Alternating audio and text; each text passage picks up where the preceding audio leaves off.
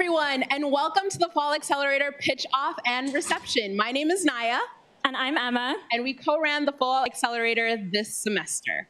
So for those of you who are new to Tsai City, we offer a wide range of programs, mentorship, and funding to support students. Our mission is to inspire and support students from diverse backgrounds and disciplines to seek innovative ways to address real-world problems. The Fall Accelerator is just one of the many ways that we do that. To tell you a little bit about what the Accelerator looked like this semester, we're going to start with a few numbers. We received 42 amazing applications from student innovators this fall. 14 teams were chosen for this cohort, and those 14 teams of incredible students are the ones who will be presenting to you today. They've gone through 7 sessions and 5 elective workshops on core skills for innovation and entrepreneurship. We brought in guest experts who offered office hours on topics ranging from product design to legal considerations. Each team also worked with an innovation advisor, a student, a graduate or professional student with entrepreneurial experience who worked with their team one-on-one throughout the fall. And that team is led by 2 awesome lead innovation advisors, Katie and Pranoy.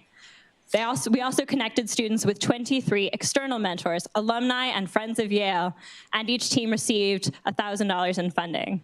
This is not to mention the rest of the amazing Sai City team, other organizations at Yale and beyond who've worked to support these amazing student innovators and help them bring their ideas to life. Can we give a round of applause for all those supporters and these amazing students?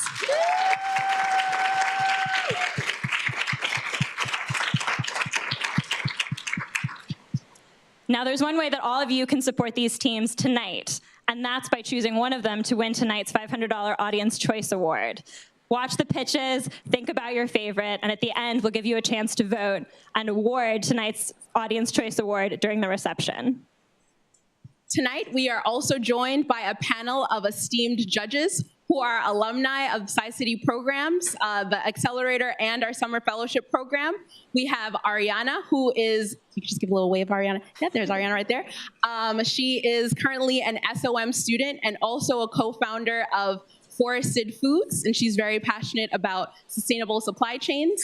We have Abi, who is the CTO and co-founder of Spring Health, which is an online mental health clinic, and he's also featured as one of Forbes 30 Under 30. We have Tembi, who just finished her advanced master's in management at the School of Management, and woohoo, yeah, Tembi. And she is also the founder of Mindful Inc., where she creates not only food and beverage products that not only nourish its consumers, but also the farmers in rural Africa.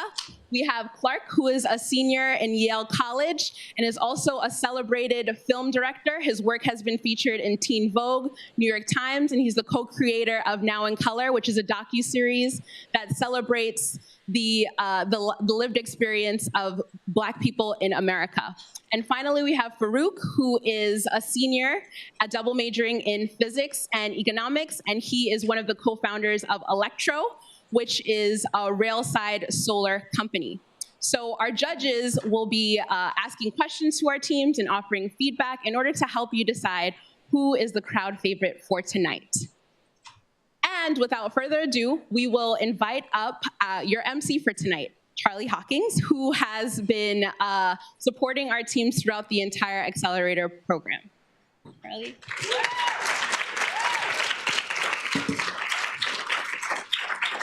Thank you.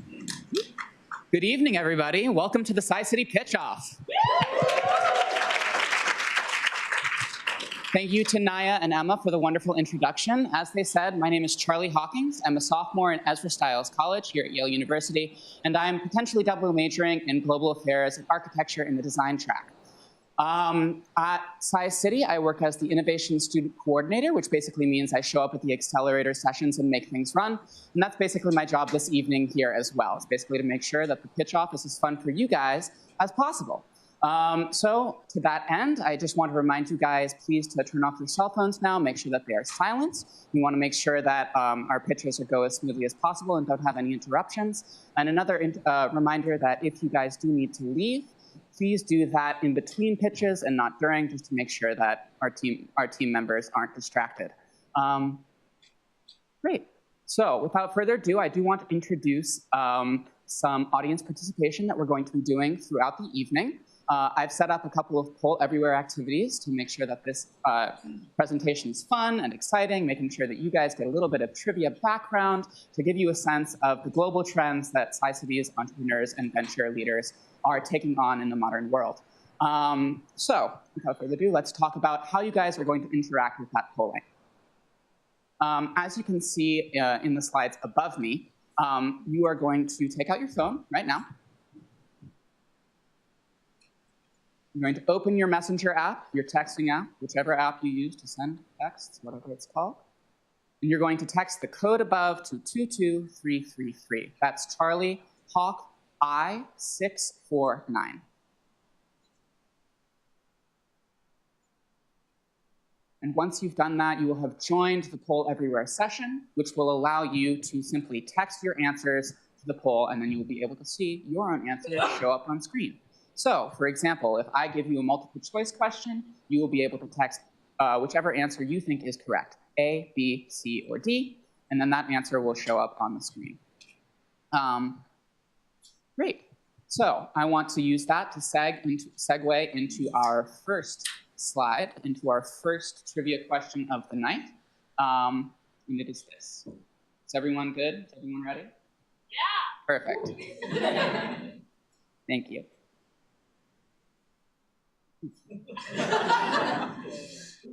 Technology, right? Okay.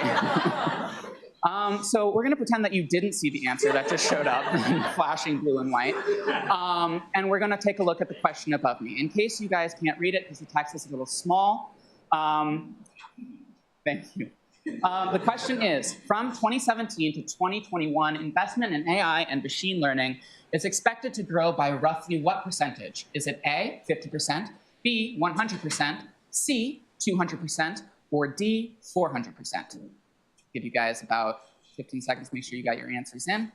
5 seconds maybe. Looks like most of you guys have done it. Great, so we'll move on. The answer is, surprise, D. And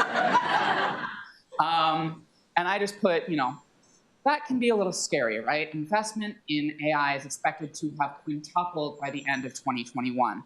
That indicates a huge global trend in the investment in machine learning and intuitive computers, which really radically shakes up the way that we think about computing in our everyday lives. Computers are going to be able to recognize patterns that previously only humans were able to, and are going to be able to do a wide range of tasks that we previously thought were really only possible by human hands. Depending on your perspective, that can be a scary thing, or it can be a really cool thing. But either way, I'm pretty sure we can all agree that it's going to be a pretty transformative thing. And I, myself, am personally pretty excited to watch it happen, especially after seeing our first pitch, which you will see tonight, which works on this cutting-edge global trend. I think that their work in AI is going to do a lot of good. So without further ado, please give it up for Unfillable Technologies.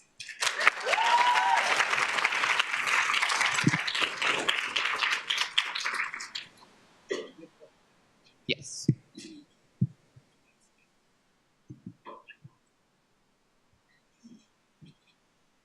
Hi, everyone. My name is Vinay Nayak. I'm with the Stuart Terrell, and we're really excited to be here. Did you know that big law firms in the United States pay first-year attorneys $200,000 a year? So one of the reasons that legal services are so expensive is because the law is its own complicated language with its own set of rules and sources. And attorneys have to spend endless hours trying to translate their legal arguments from English into this complex language of the law. That isn't cutting it anymore. Clients are demanding from law firms that they make things more efficient and use new technologies to cut down on all those wasted hours. Our solution to this problem is our first product, civic, a smart word processing platform that's powered by artificial intelligence to help eliminate these wasted hours. Now, if you've ever done a research paper, you know how much time it takes to research and revise a paper to perfection. But imagine that you had someone sitting right next to you to do hours worth of research in just moments. And someone who'd be looking over your shoulder to correct every error that you made in the process. Now imagine that person could also save you $500. That's what our product does for law. By automating the most complex of research tasks and by correcting the smallest and most detailed of mistakes. Now, some of you might be wondering how the law treats. Here's a little bit about us. I did a master's in Ireland, and at this point, I have 2 years. Today is a proven project manager. We're also students at Yale Law.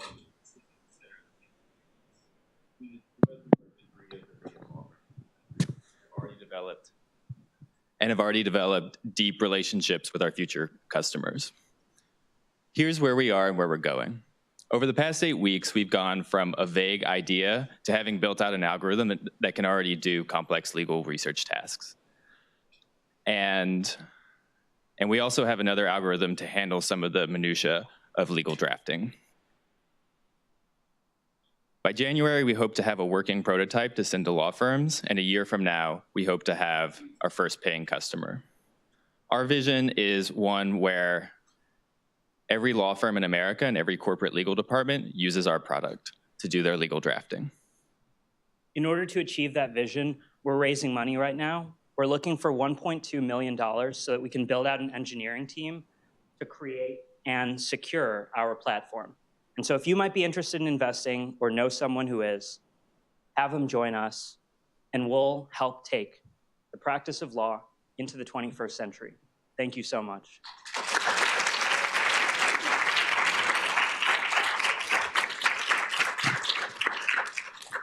We'd love any questions you have.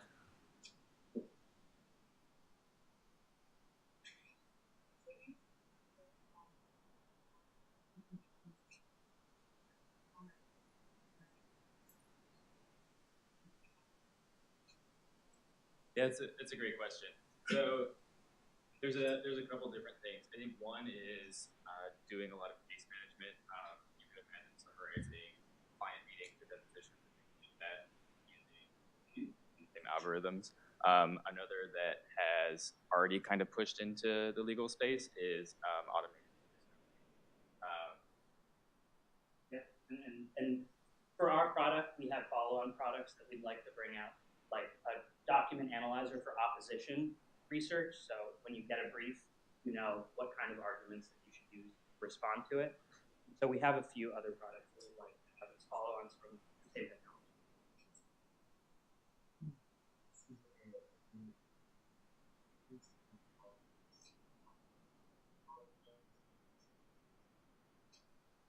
Yeah, that's a great question. In our experience, they all know that it's coming, and some of them are bracing for it. Some of them are embracing it. And I think it's a matter of just finding folks that trust us and then building that trust kind of one customer at a time.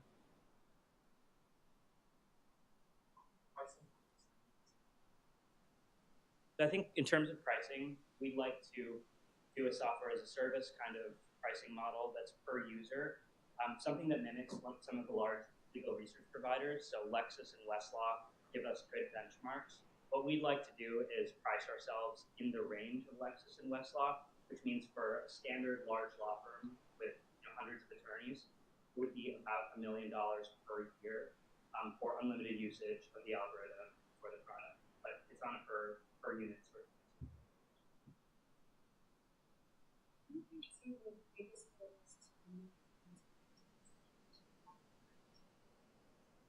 It's a great question. I can think of two off the top of my head. The first is data security. We plan on this being a cloud platform, and law firms are rightly concerned about confidential client information being released. And then the other one is, kind of what you said is like, does this actually work, and does it, is it actually going to catch all of my errors? And we're planning to address that with user testing and very vigorous penetration testing to make sure that it's secured and that law firms are comfortable using the product. Thank you all so much.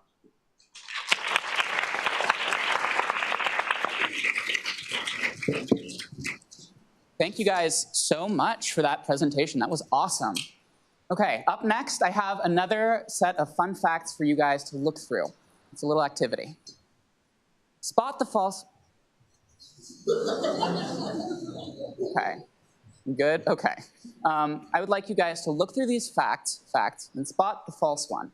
A, the average bacterium is 0.2 to 10 micrometers long. B, a gram of dirt has more bacteria in it than there are people on the planet. C, the number of bacteria in a metric ton of dirt is larger than the number of kilograms in the sun's mass. And D, a kilogram of dirt has more bacteria in it than there are stars in the Milky Way galaxy.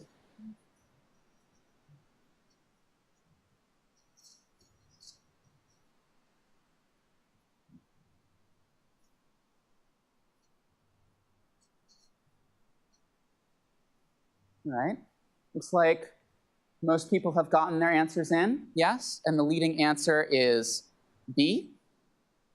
Well, sorry to disappoint you guys, but the right answer is actually C. In a kilogram of dirt, there are 1 trillion bacteria. For your reference, a kilogram of dirt takes up about the space of 2 of your fists put together. That's not a large volume of dirt, it's a lot of bacteria. For reference, there are only about 250 billion stars in the Milky Way galaxy. But for you astronomy nerds out there, you will know that the sun weighs about 2 times 10 to the 30th kilograms, which is much more than a trillion. So we may have just discovered that dirt is actually a really complicated thing. Who knew, right? Holds a lot of bacteria in it, holds a lot of viruses in it. Didn't even get into that. You definitely don't want to be going and like rubbing your hands on dirt after this talk, right? But definitely holds a lot of information. And there are actually 2 pitches that we have for you tonight that are based on extracting this information from the everyday dirt that we see in daily life. I'm personally very excited to introduce them. So up first is soil samplers.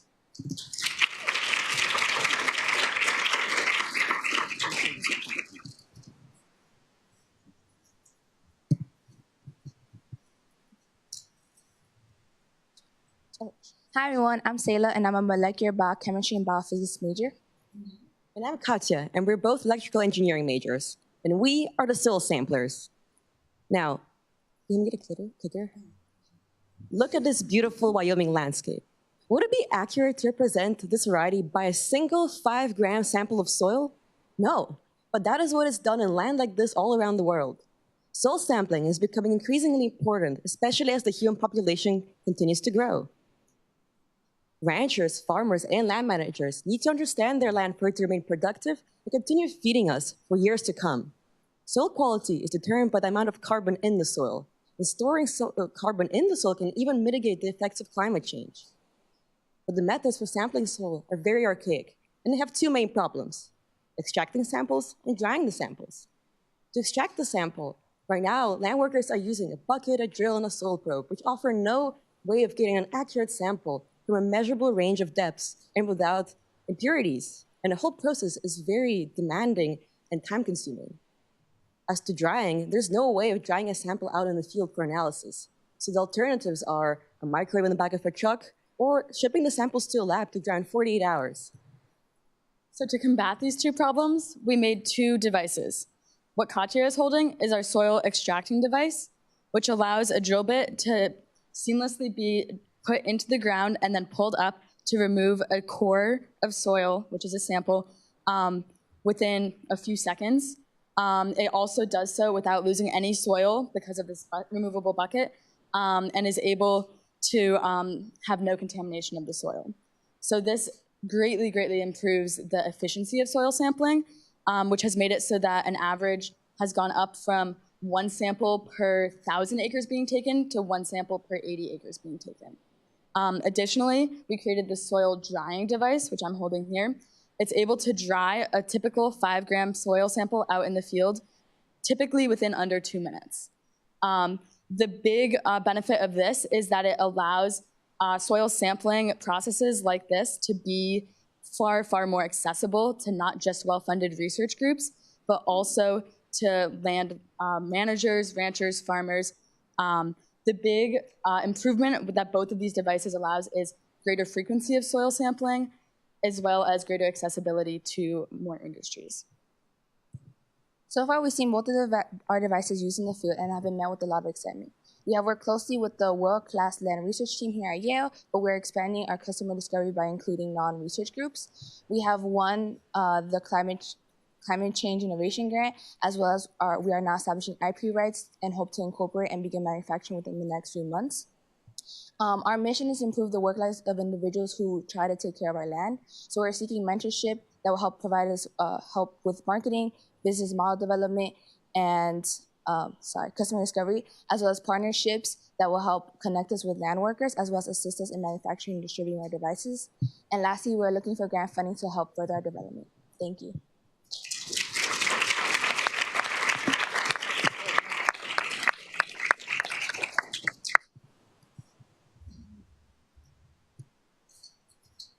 Great presentation. I'm curious to know what exactly is your business model? So are you selling the physical units to farmers or research groups? Are you leasing them out? Or how exactly are you guys making money off of this? So we intend to start by selling the individual devices, perhaps having a separate price for them separately and a different one for them sold together as a kit. We also do know that there are different like land managing organizations that would potentially purchase one of these devices and then lease it out to different farmers and ranchers, which is something that's done with devices like soil probes, which are used instead of our extractor right now. On these two prototypes, how many custom components are you using? And is this something that you could potentially ever farm out or reduce complexity on? Sorry, how many what? How many custom parts are you using in the fabrication of this device? Like, how many things that you don't think you would be able to send out to a farm in China? Actually, all of the dryer is not custom made aside from the lid and then the machining that we did on the box. Everything else are parts that you can buy online. As to the extractor, it uses commonly available parts that are just cut to specified lengths. So there's a machining work involved, but it's not difficult parts to acquire to begin with. If that answers your question. Absolutely. Where in the world is your target market? So we started working in Wyoming and the Western Plains, but we want to expand to further geographical regions within the US. And once we've established ourselves in the country, we can look into Africa potentially and beyond. But currently it's just domestic. Two ideas or I guess suggestions.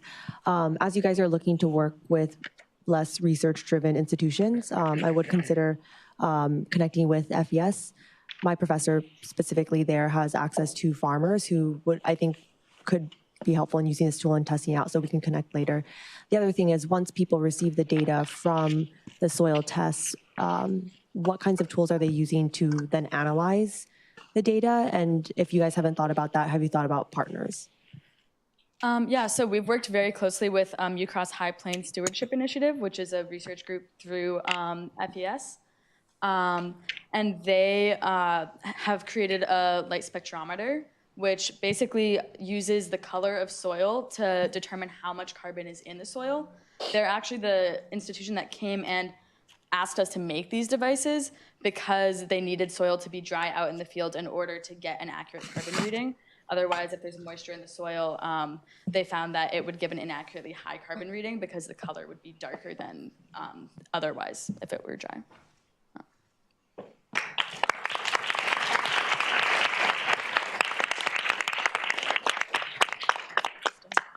Thank you guys so much.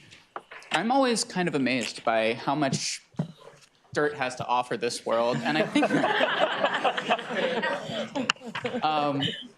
I mean, that's reflected in the fact that Tsai City has 2 startups which are revolving around dirt this year. I mean, who would have guessed? Global trends, right? AI, dirt, you know, soil sampling.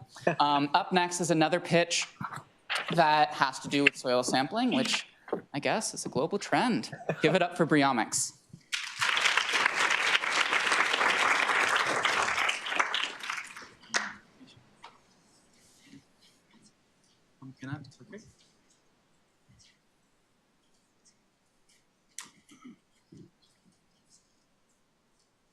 Hi, everyone. This is on? Okay. Hi, everyone. I'm Henry, and I'm one of the co-founders of Briomics, a DNA sequencing service for agriculture that will transform the way we grow food in a more efficient and sustainable way. So before I jump right into the science, this is a picture of my favorite grocery store. And I'm pretty sure this is what everyone's favorite grocery store looks like. But if food production failed to catch up on the ever-growing population, our grocery store could look like this. Farmers today are faced with huge pressure in scaling food production, and they need a better way to do so in a more sustainable and environmentally friendly way. And at Briomics, we aim to help farmers achieve this through DNA sequencing of their soil microbial composition. But how, you ask? Like probiotics for human health. Microbes do play an important role in plant health, as they can boost plant growth by making nutrients in the soil more accessible to the plants. And some of them can even provide resistance towards climate changes like drought conditions, pests, or diseases. And all of these are supported by over 20 years of academic research. And now it's time to harvest it. So with a farmer, it's vital that they know what soil is growing in their farm so that they can make better management planning. And with Briomics DNA sequencing service, we'll provide a whole spectrum of analysis telling them what microbes is present in their soil. And more importantly, we'll provide an action plan that was supported by research literatures and how they could improve their crop yield just by harnessing the knowledge of what microbes is living in their soil. So when we started with accelerated program, we have quickly established our sample processing protocol in CEID. And now we are very excited to say we are ready to run our first soil sequencing trial in the Yale West Campus farm. And in addition to that, we're trying to partner up with all the New England farms around. We're in communication with over 20 farms, ranges from orchards to vineyard, trying to establish this partnership so that our service could be at value for them. And now we're actively looking for customers. And if you guys have anyone that knows that work in the agriculture industry, please don't hesitate, send it our way. At Briomics, we believe that the future of food industry lie under the ground, in this invisible world of microbes.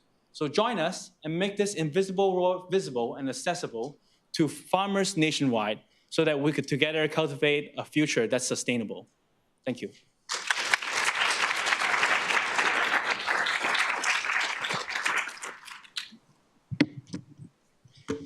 Thank you for the presentation. I had two questions. The first one was, how much does it cost farmers to do this DNA sequencing on their fields, and how much does it save them?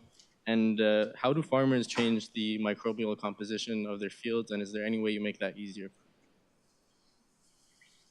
So as for your first question, it was how much does it cost the farmer and not necessarily our costs, right? Well, we haven't priced our product yet, but we're planning on our first customers being at cost, which decrease with scale, but on the order of $50 to $70 per sample, which could give them a very rich data set of what microbes are currently found. And what was the second question? And how do they intervene? How do they change the microbial composition? Yeah, so that would depend on specifically what crop and what problem they saw. So that could range from microbial-centered things. So different companies offer inoculants that have different benefits, but exactly how they're interacting with the microbes that are already present, or if those microbes that you're trying to inoculate with are there already, is not really known to farmers. So we're giving information so they can use those microbial inoculants smarter, as well as you could just have better information about even really standard things, techniques that farmers already use. So you could have information about pathogens, and you could do crop rotations in a different way, where you weren't doing anything really crazy. You were just doing things in a much smarter way than you were before. what do you think are the barriers to farmers investing in this? And curious to see if you've done any sort of competitor research. So probably the biggest challenge will be in education of the role that the microbiome plays in agriculture. It is known, as in there is an existing market that's growing right now for probiotics for soil. So they are aware that microbes are important to apply to your soil to help your plants grow, but increasing that awareness so that there is demand for monitoring what microbes are currently growing in your soil. Is anyone else that you know of using DNA sequencing to do this? And if they are, what are you doing differently? So, So most of the current approaches out there are geared much more towards the research community, and they're coming in at a price point around $1,000 per sample. And so we hope to drive the price point low enough that it's accessible to a much larger range of farmers, and those farmers can use it to sequence as much of their field as they'd like.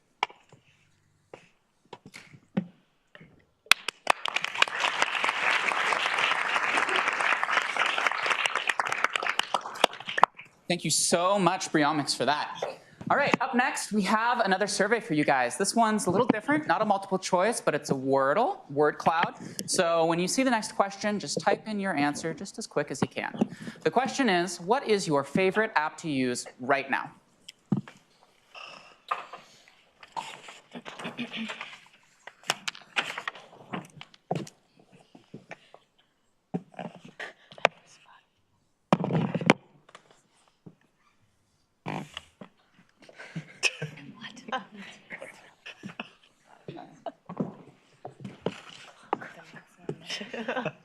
All right. So everyone got their answers in? Awesome. So if you look at the word cloud above you, you'll see quite a few service platforms, a few social media, but I'm looking at it and I see Uber, Twitter, Messenger, Tinder, YouTube, Google. All of these are what we traditionally call service platforms, online platforms which provide a service, usually in the internet, usually over the internet, which help make your life easier. Service industry is a huge part of the US economy, currently about 78%, and it's a huge driver of our economic growth. Tsai City has about 3 teams, which are, doesn't have about, it has 3 teams which are working in the service industry to create service platforms, and I'm personally very excited because in these teams, I see the potential to create a platform that will help make your life easier in the future. Without further ado, please give a round of applause to ReRent.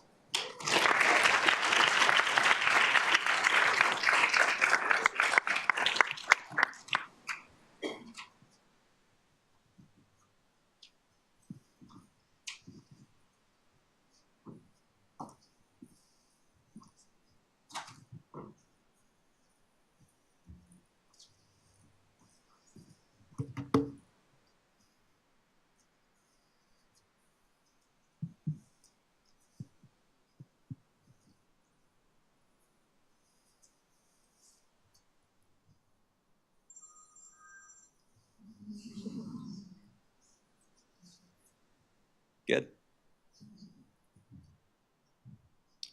If you're a student in this room and you haven't already signed up for ReRent, you're wasting about half of every rent check that you write.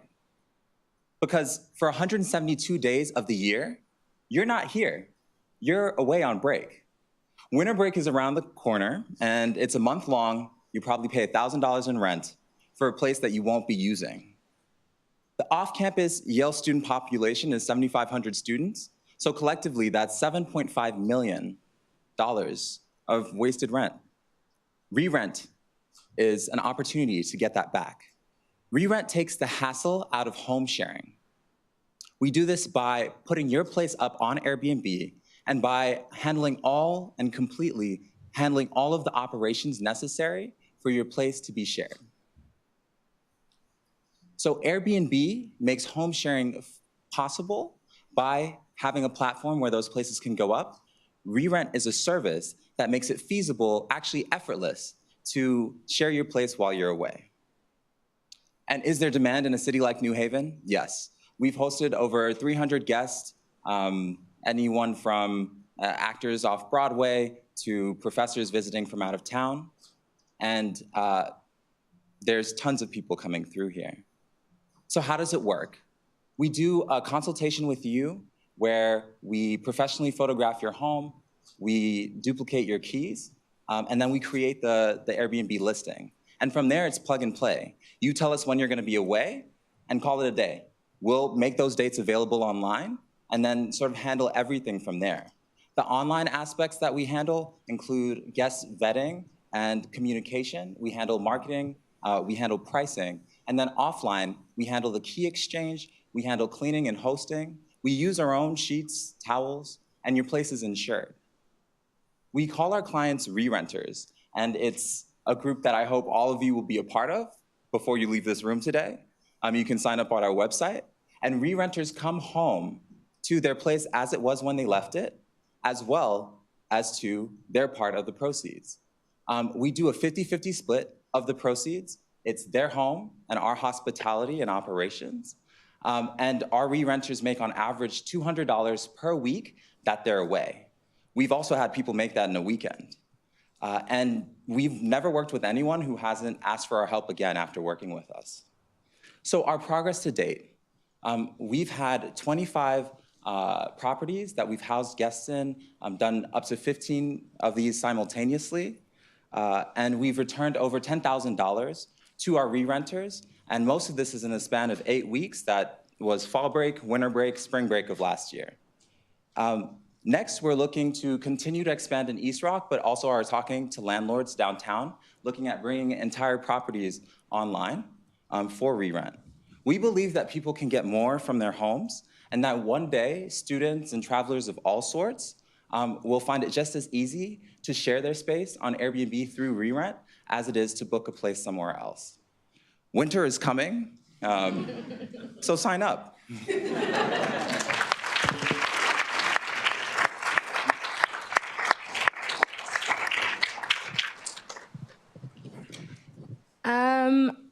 I have a two-part question for you. So my first question is, over the last break, how many apartments did you have available to be rented out, and how many of those were actually rented? And my second question, I just lost my train of thought. Okay, I've lost it. You can answer that one for now. Okay. Generally, our apartments, we probably average around 80% occupancy over the time that we have them. And how many apartments we'll be running will kind of be dependent on who's in town, who's out of town. So if everyone's out of town, then everyone's place is online. If people are around, then it kind of just depends on when people, like what's the availability. But of that availability, we generally have occupancy of over 80%. I remembered my question now. Excellent. So beyond New Haven, what other cities are you looking at? Are you looking at specifically focusing on university towns, or is there opportunity beyond that? Yeah, so not only did I go to Duke, but I've seen that that's a similar market, so I've looked there first, Durham, but then I've also looked at towns that are bigger, towns that have a mix of travelers, more business travelers. I think that first we'll move around with a kind of student campus, like a campus expansion, and then we'll look at bringing on other types of travelers as well. What's the operational overhead? I mean, if you can go further, what's the COGS like for actually renting out an apartment? How much do you think you might be making to the nearest tens per apartment or per listing? To the nearest tens is? Like nearest $10? Like, would you make like $10, $100? So I mean, it's all dependent on the stay and that sort of thing. I mean, generally, our cleaning costs though are fixed, right? So the number of times that we flip an apartment during the amount of time that we have it, our costs are probably around, I would say $70 for a stay. Yeah. And so our margins are like 35%. I'm curious to know how you host these houses, if you have a number of people working for you who greet users when they arrive. How does that work? Yeah, so it depends on the property, but essentially we have folks that we contract with to get the places prepared. A lot of our key exchanges happen through lockboxes or through keypads if it's at an apartment building, that sort of thing. So it depends. But yeah. All right, great. Sign up. We'll be adding summer this year as well.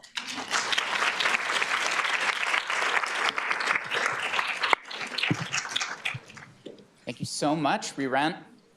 All right, up next is another service platform which aims to promote the sharing of goods and services. This good happens to be clothing. Please give a warm round of applause to Pekwi.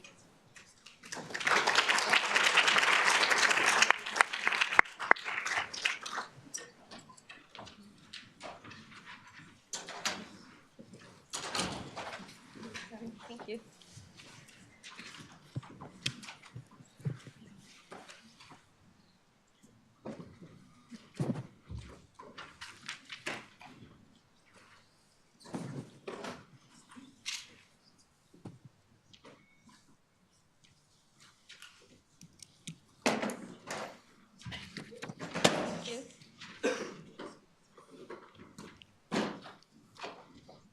Hi, I'm Marina.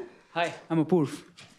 And these are some things we bought since we arrived at Yale, things that we don't use that often. For example, this paint toolbox. I bought it so I can assemble my IKEA furniture, and after that, I only used twice. I got this tennis racket. Didn't know that the summer in New Haven is not that long.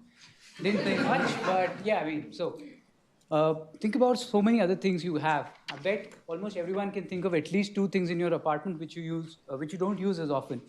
Why do we have to buy these things at all? I mean, why can't we rent them? Wouldn't it be much better? Yes, we are Y Circulars. We help students share their possessions and rent those from their classmates. By creating a virtual library of students' closets, we want to build a sustainable community and help you make money of things you rarely use. Based on our customer research, on average, a graduate student spends around $1,200 while moving in. This at a time when you've got no job and no income. Yeah, for me, in the middle of my first year here, I realized I had a full closet of things that I only use once a month. I then talked to Apurv and other classmates, and I realized I wasn't the only one facing this problem. We all buy things which we would not make the best use of. The challenge is when we move out, when we graduate, we'll be either throwing them away or selling them at prices which won't give us a good bang for the buck. The reason is almost everyone is moving out of town. The students coming in are not coming at the same time. So good luck selling your items at that time. This format is definitely not sustainable. We're looking at a way in which we millennials, who are considered a very environmentally conscious generation, are able to use the circular economy. Yeah, through customer research, we found out that students do care about the environment and that they want to make sustainable choices. However, they're busy, no time to spare. So they are willing to make sustainable choices as long as they don't have to give up the benefits of convenience, such as delivery or doing everything through your phone. Yeah. To give a quick demonstration, suppose I'm looking to get this tennis racket. I just go open the Y Circular page on Facebook or Instagram. The links are right up there. I enter the times when I need it, make the payment to the vendor, whosoever is selling it, whosoever is willing to rent it, and that's it. I can either get it delivered to my place or even go pick it up. We want to address the pain points, so we want to offer the students convenience, technology, and sustainability. Right now, we're testing through Facebook and Instagram. So if you want to see the items we have available to rent, just go to our social media pages. Also, if you want to rent or lease something, you just have to fill out a 5-question Google form. It's super easy. You can make money without doing anything and just sharing things you never use, maybe your vacuum cleaner. Or if you don't have a vacuum cleaner, it's time to clean your house. So I can help you with this awesome robot here. Sure. So come visit us on the pages. The links are right up there. We have quite a few things on our pages. See if you can rent some of those. If you have something you want to lend, go put up that as well. It's equally easy as Marina described. We're looking to create a sustainable community where students can share their closets. So come be a part of Y Circular.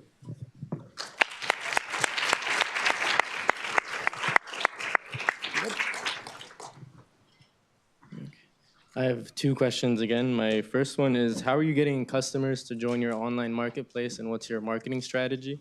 And the second one is, if it is delivered by you, who's doing that? Is it you personally, or are you hiring workers? How does that work? Sure, I'll take that one.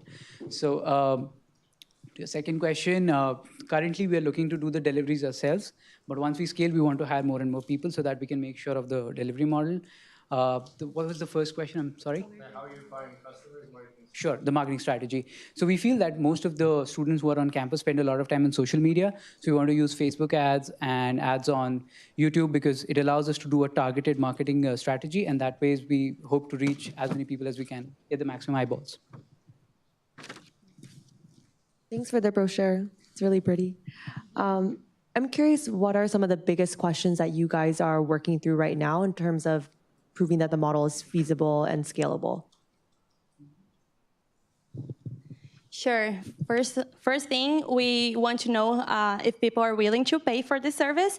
So right now we're doing like a freemium business model, and we just charge for the add-on service, like delivery, insurance, or security deposit. So this is one thing. The other thing is how we can scale, right? So is this only for universities? So we're testing it here. And also we want to test in other cities that there are a lot of people that live there just temporarily. I'm curious to know if you guys have any stats yet on what your conversion rate is. So of the people who are seeing your ads, how many people are actually then moving on to use the service? Sure.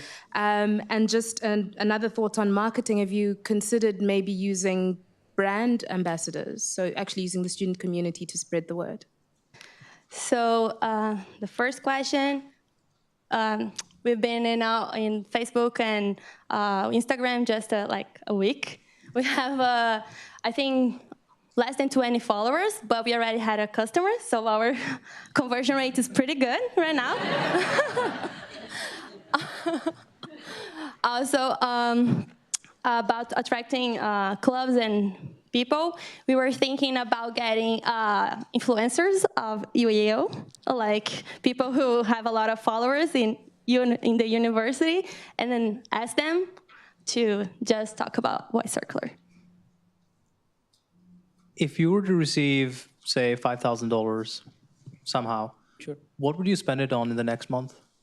Well, we're looking to do a couple of things. One is to not entirely rely on social media, have a more reliable platform like a website or a mobile application so that we're also able to capture data in a more efficient way so that we can do a little bit more of a targeted strategy. The second thing, as I mentioned, is we're looking to hire more people to fulfill the delivery aspect. So probably that would be the other way in which we'd use that money. Yeah, right now, students from CS 50, they're doing a website for us for free for their project, for their final project. So it's pretty good, but we would like to make it like look better with $5,000 as well. So yes, please join us, rent the things you need, and share the things you just use regularly. Thank you.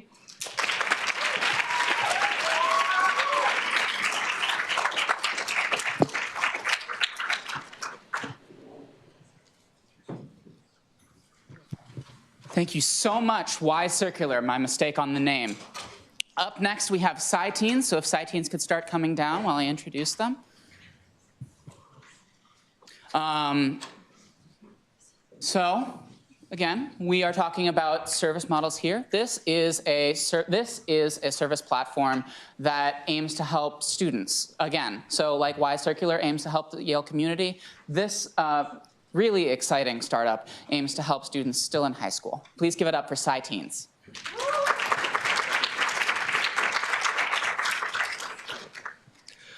So yes, if we can get the clicker from someone.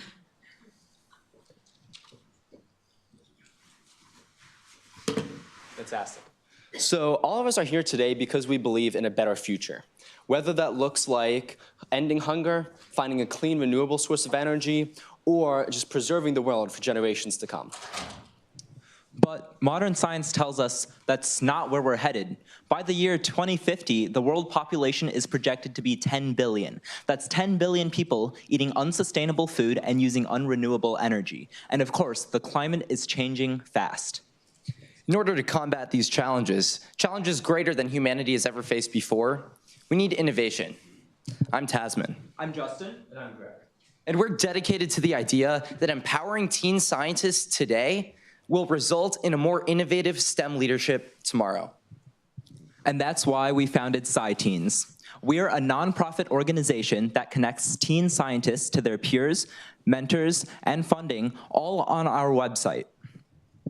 Because all of us used to do high school research. We saw firsthand the main barriers that ourselves and our peers face when getting invested in STEM. That's why we've identified these primary barriers and created what we think is the most direct way to address these issues. By creating the world's first online collaborative platform for teen scientists to engage with each other and share their research, we've been able to build a global community of teen scientists. But our website does so much more. On Sai Teens, users can connect with our mentor base, which currently consists of graduate students from world-class institutions like Yale and MIT. These mentors guide the teens through their project and gain teaching experience firsthand. So with that, our site offers peers to drive our user base and mentors to give them the expertise that they need. But there's nothing more disenfranchising than knowing exactly what you want to do, knowing exactly how to do it, but not having the resources to get it done. That's where our investors come in. We're looking to add a third column to our site, the funding branch, where we're going to have a series of grants sponsored by various companies, which will give our students, our teen scientists, the resources that they need to make their projects a reality. A year ago, when we launched our beta as high schoolers, we were able to put together a community of 50 super passionate teen scientists that were regularly sharing their research and engaging with each other online.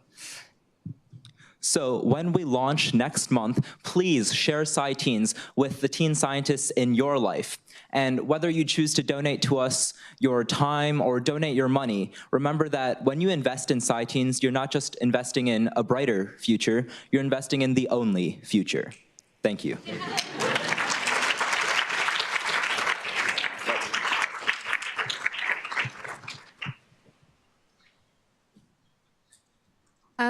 What were some of your biggest learnings from your beta model, and how has that informed what the product that you'll be launching now? So our beta model was actually only peer-to-peer connection. So initially, our goal was to build a community of teen scientists, because that's something that, as teen scientists who are participating in science fair, we weren't finding a community. And then after talking with our users, they were all really excited to share their research with each other and really collaborate, which is something that doesn't happen so much at the science fair level. But they were really looking for more resources. So beyond connecting with our peers, how else could we help them? And so we figured that the two natural next steps were to add mentorship and funding as well. Does that answer your question? Let's say you were to really grow, say, over how many several years. What do you imagine Sai Teen could be in about 3 to 5 years? We have some pretty incredible and big blue sky ideas. But really, ultimately, we think that Sai Teens has the potential to change the way pre-collegiate science is conducted, change the way that researchers research. And we could see symposiums happening, and of course, because at our core, we also want to encourage interdisciplinary research. We don't want students to be siloed into biology or chemistry before they come to college and experience these different things. But something that's very important to us would, is supporting teen scientists who are interested in niche fields like herpetology or astrobiology in my case. And if I may, well, frankly speaking, science fairs aren't really fair. And one of Sai Teens' biggest values is that by providing this platform, we can bring equitability to science and allow all high school students, no matter their socioeconomic position, to participate in science. Yeah, science fairs, it's the primary way that high schoolers do science, but it's not how science works. Science isn't competitive, it's collaborative. And science isn't, I don't know, thousands upon thousands of kids across the country doing the same exact potato clock every year. It's collaborating, learning from each other, finding out what questions have come from somebody else's project, and then getting the question after that. And we're hoping to reach that end goal, to have real science happen. Have you thought of partnering with these scientific conferences instead of sort of being in opposition? I can see a lot of value added if you get like some of the students to collaborate before showing up at the conference. Yeah, and I don't think this has to be like necessarily a competitive group. I think you're exactly right. A big portion of this will be forging connections so that students can know like which conferences to go to. Because another aspect of this is high school science is usually very separate from, again, professional science. Engaging these connections with mentors could be what students need to be comfortable with going to these conferences. And actually, Sai Teens was started in partnership with these established groups that are engaging teens in science. So when we started in South Florida, we had partnered with the Palm Beach County Science Fair. And so we were working with that group of students initially. Thank you. Thank you all so much.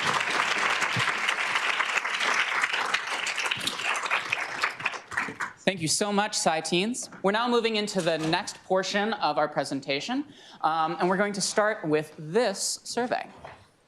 What's the first word you think of when you think of school? Could be something good, could be something not so good. Hopefully it's something good.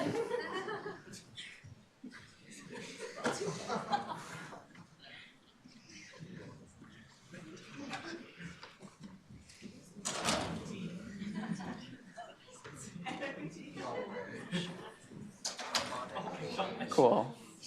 So I think what we're seeing right now is a manifestation of the fact that we're nearing exams. I look at this word cloud and I see a lot of negative words, right? I see stress, I see P-sets, I see tired, drool, boring. Somehow I see downtime, but that's not really a negative thing. And I do see exams. And one thing that we see is really big, right, is learning, is the fact that clearly we're all here because we love to learn, even though learning isn't necessarily always the most pleasurable or the easiest experience, right?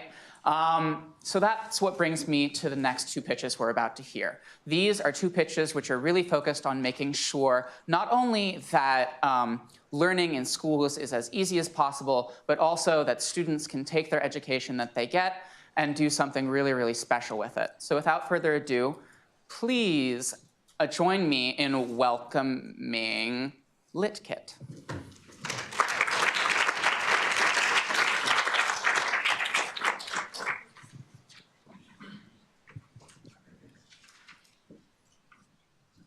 Hi everyone, I'm Anusha. And my name is Chunny, and we are co-founders of LitKit. We are bringing a research-grade biological tool to high schools across the US in a cheap, accessible format. There's a whole other world right in front of us that we choose not to see. It's in our hair, it's on our shoes, in our skin, in our houses, and in trees. As a biologist, it's this world that I study, the same world that inspires medical innovation every day. But classrooms are blind to this world. High school microscopes haven't improved in 60 years. 60 years. In that time, we've sequenced the full human genome, invented the internet, and sent a man to the moon. While high schoolers are stuck looking at boring, black and white pictures of biology. Students today are learning about life without life, their heads buried in biology textbooks. Their teachers don't have the time nor resources to create new curricula using cutting-edge technology. And current cell viewing devices are too expensive and not robust enough to work in a busy classroom. That is why we invented LitKit, an all-in-one microscope attachment, biological slide preparation, and educational curricula to be used in classrooms. We do all the work so that students can focus on the learning. LitKit is an attachment to high school microscopes that allows students to see cells like scientists. This will bring their education beyond your typical textbook concepts. With LitKit, we can see beyond the surface of the cell, into the depths of the cell, the very unit of what makes us alive right before our eyes. We want to bring this vision to every single child in America because we believe that every child deserves the chance to be inspired by science. Our device is designed with safety and ease of use in mind. If you look at our prototype, it attaches to a microscope with a simple twist of the wrist. And by flipping a switch, we turn on the laser, exciting genetically modified cells so that students can see the inner workings. Our device, professional versions of our device would cost between $50,000 to $500,000. However, we are selling Liquid at only $200 because classrooms already have the base microscope part that our device screws onto. We have two amazing engineers working on adapting and making configurations so that this device goes onto 90% of all educational microscopes. In addition, we supply the biological materials so that the teachers don't have to do extra work, and the educational curricula designed by our team of Yale-trained biomedical scientists, guiding classrooms through advanced cell biology experiments in under 50 minutes. Already, educators are excited. 90% of teachers we have surveyed have expressed interest in purchasing our device, and we are in talks with Yale's Pathways to Science and incorporating Liquid into their curriculum. Right now, there are 2.4 million unfilled jobs in STEM in the United States. That's a little less than the population of Silicon Valley. It's clear that science education isn't exciting kids the way it should be, and we are here to change that. We're proposing learning from life itself. If you're interested in our mission, please come talk to us afterwards. We're looking for funding for manufacturing and support for client outreach.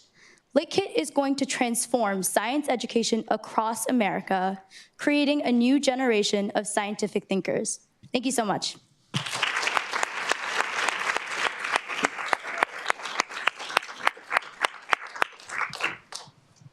This looks like really impressive technology. Have you thought of patenting?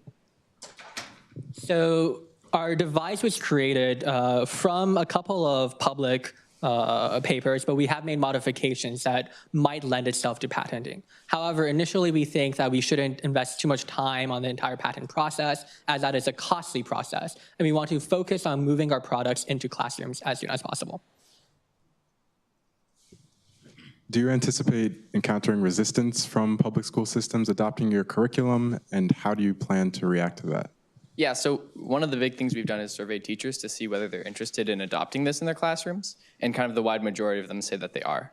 And then the remaining few say something like, we're worried about adopting this into our curriculum, we're stressed about teaching these already existing concepts in the AP and IB biology curriculums, and making sure we're getting those across. And our answer is that if you use something like this to excite your students about the material you're teaching them, you'll have a much easier time getting across the normal curriculum and having your students excited about it. My questions are on your go-to-market strategy. How exactly is the $200 going to get paid for? And relatedly, have you considered maybe selling to microscope companies in the first place? Yeah, so we're evaluating two potential business models. One of them is going through microscope companies or existing kind of science supply centers like Fisher or like kind of some of the bigger ones that make microscopes, Olympus, in which case we would need some sort of patent and some sort of licensing agreement. The other case is that we sell direct to school districts, to schools that are interested in using this, or to other educators, which is kind of what we're starting out with because we figure we can go into licensing and then there's no way of coming back. So we've contacted teachers that are interested in implementing this in their classroom, and we're planning on rolling out in the next 6 months.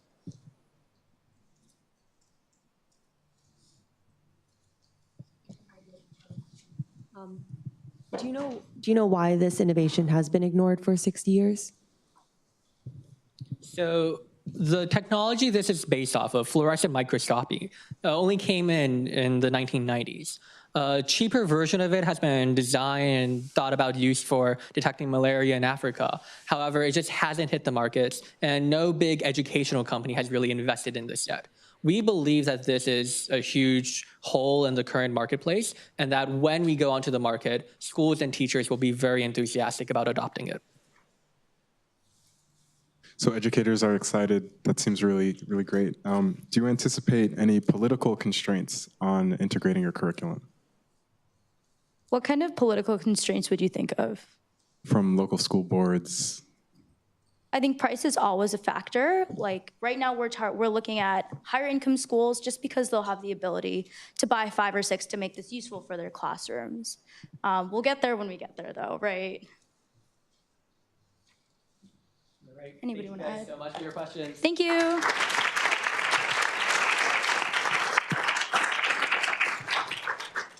Thank you so much, LitKit.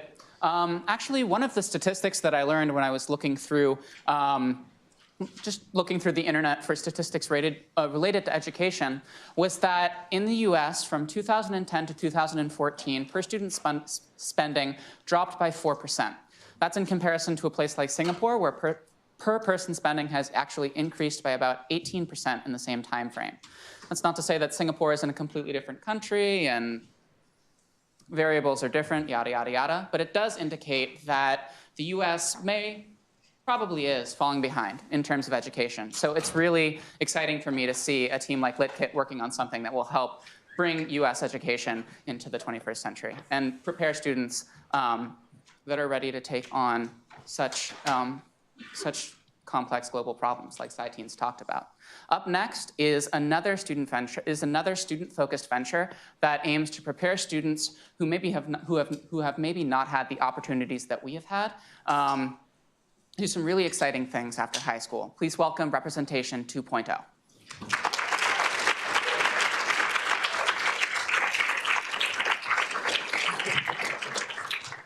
Dangerous getting up. Hey everyone, I'm Helen.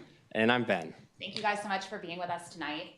So there have been a lot of headlines in the last week about the rainbow waves, the rainbow wave that happened in our most recent election. Does anybody know who this is? Yes. Thank you guys. So this is Ilhan Omar. She is the first Somali American to be elected to Congress and one of the first two Muslim American women to be elected to Congress. And as of last week, we now have over 100 women in the House of Representatives for the first time ever. And people, yes. And people of color are also better represented in the House than ever before. But what this masks is that we still have a deep, unresolved problem with underrepresentation. While women and people of color make up 62% of America, they only make up 32% of Congress. And we think this is a pipeline problem.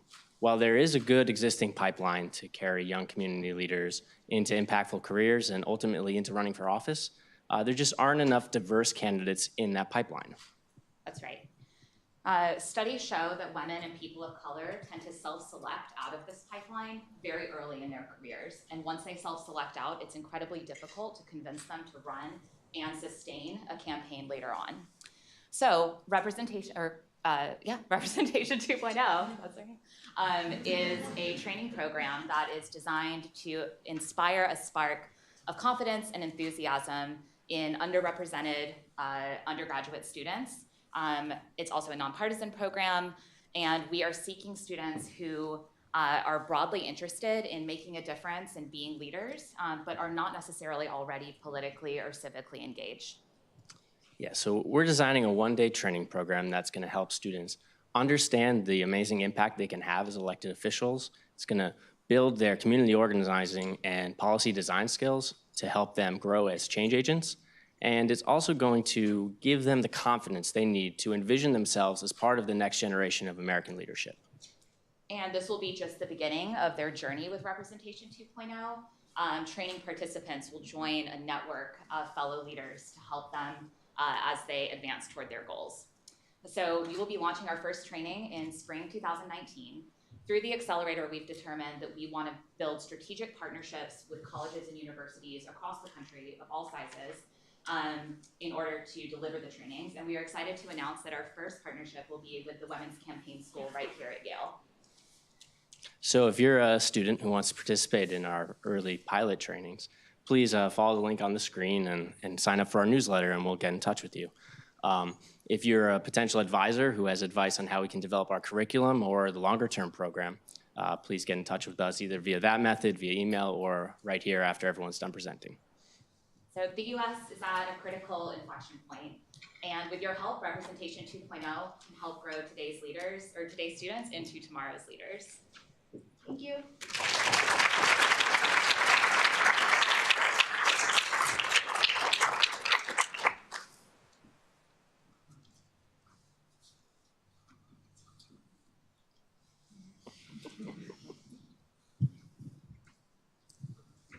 is there a reason you guys are starting with college students?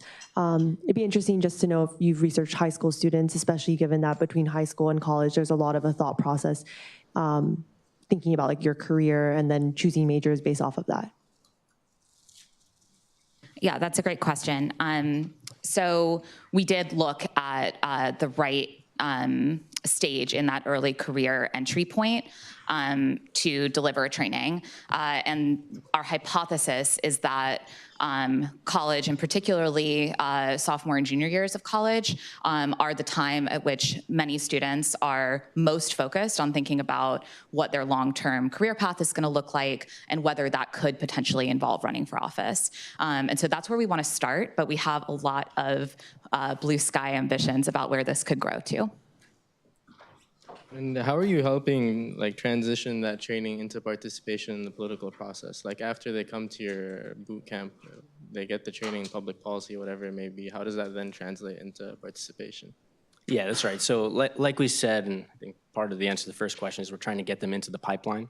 So we think the training is going to position them well to, A, be interested and confident enough to pursue that political path you're talking about, and then apply for the internships that can be very competitive, hard to get without know-how, and the other things that we talked about presenting. So that's really the point, is that you get that internship, the internship turns into the first job turns into the second job, turns into elected office.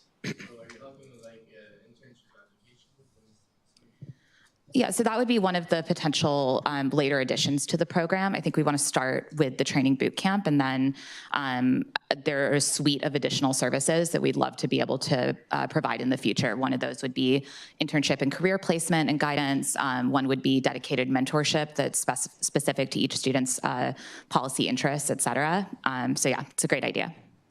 How are you thinking about keeping representation 2.0 sustainable in terms of a monetary setup? Are you going to be getting funds strictly through nonprofits, or how? Yeah, so I can take this one too. So I think the key costs based on the current design will be around acquiring students who will participate, which we plan to do through these strategic partnerships with organizations, but there certainly will be some marketing costs around that. And there will also be an operational cost to delivering the trainings.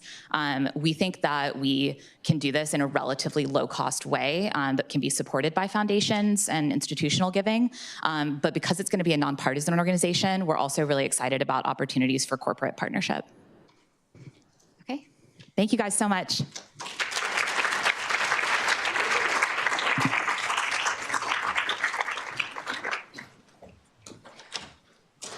Thank you so much, Representation 2.0. So that actually brings us to our intermission. Thank you guys so much for sitting through those pitches. We hope you enjoyed them. Right now, you have an opportunity to go outside, go to the bathroom, get a drink of water, eat some of these crunchy vegetables that have been procured for you. And you also have an opportunity to listen to an a cappella group. I'm introducing Red Hot and Blue of Yale. We are Yale University's oldest all-gender a cappella group, and we sing jazz music. So we hope that you guys will enjoy our repertoire tonight. You might even see a cameo from yours truly.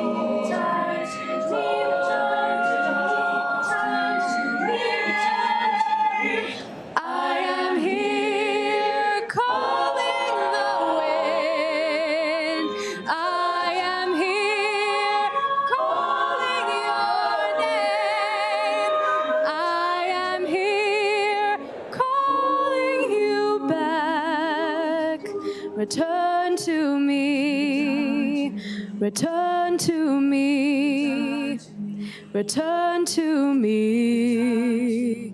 Return to me.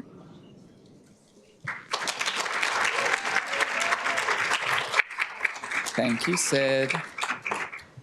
So that was Return to Me. Up next is a song that was arranged by a member of the group, and he's actually a current senior, no longer a member of the group. He just had his whiff year. His name is Zach Page. This is Lullaby of Birdland with Gigi. Just get down low.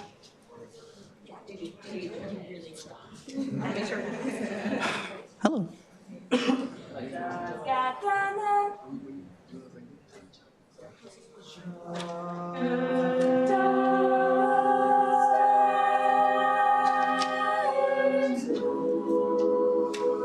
Some cares away, away. Birdland, birdland, birdland. 3, 4. Lullaby of birdland, that's what I always hear when you sigh. Never in my wordland could there be ways to reveal in a phrase how I feel. Have you ever heard two turtle doves, bill and coo when they love? That's the kind of magic music we make with our lips when we kiss. And there's a weeping old willow, he really That's how I cry in my pillow. If you should tell me farewell and goodbye, lullaby of birdland, whisper low, kiss me sweet and we'll go flying high in birdland, high in the sky up above. All because we're in love. We do what? Way do what?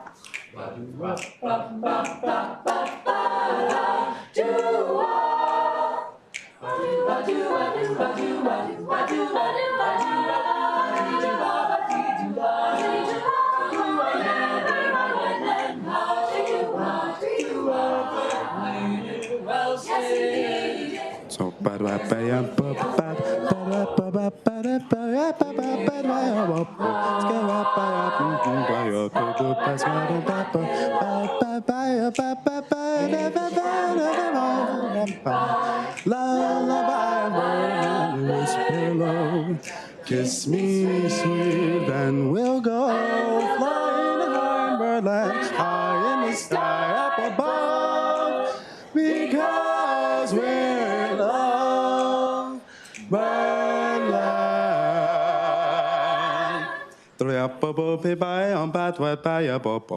Birdland.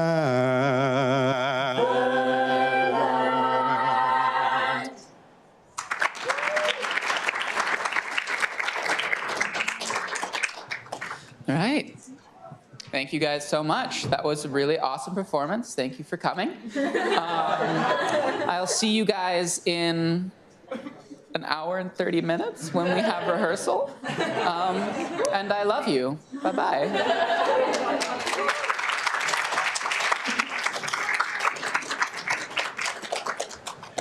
As for the rest of you guys, that means that we're going to be starting again in about 5 minutes. So please get what you need from the refreshment table outside and go to the restroom, and we'll see you soon.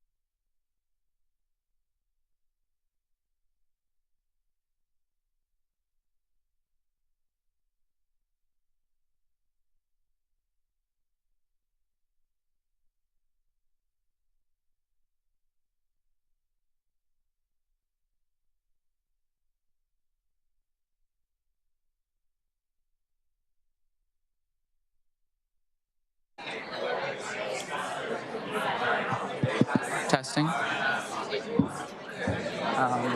Yes, that is. Would you mind taking it there?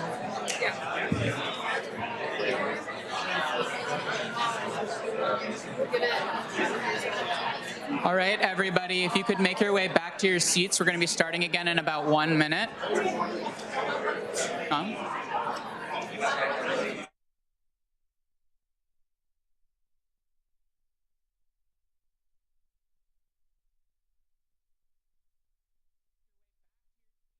we're going to be starting again in about 1 minute. Thank you.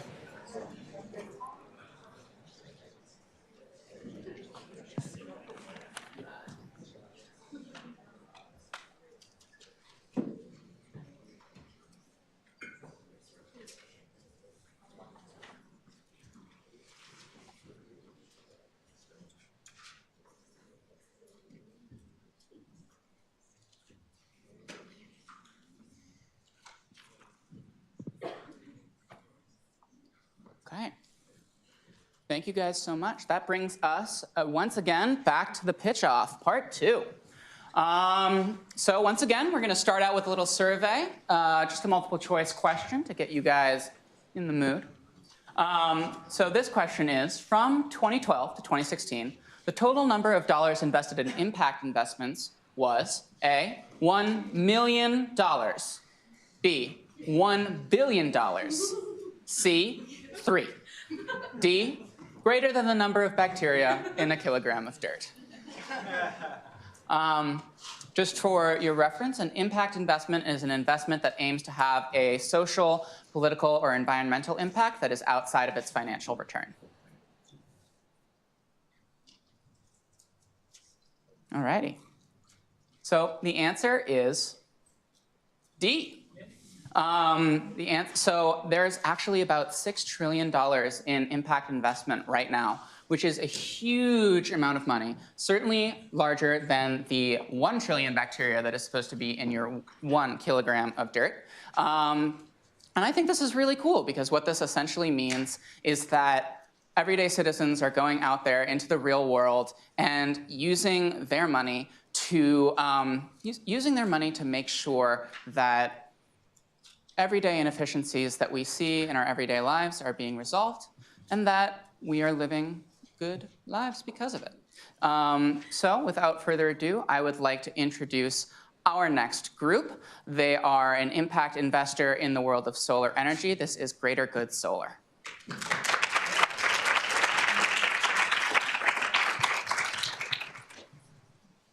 Hi guys, so I'm Hannah. And I'm Evan. And we are siblings and co-founders of Greater Good Solar. So if you were here before the break, before Charlie sang amazingly, you probably heard Briomics and a couple other groups talk about climate change. And climate change is arguably the most pressing issue of our generation. But that also means it's an enormous opportunity for us with growth and with innovation.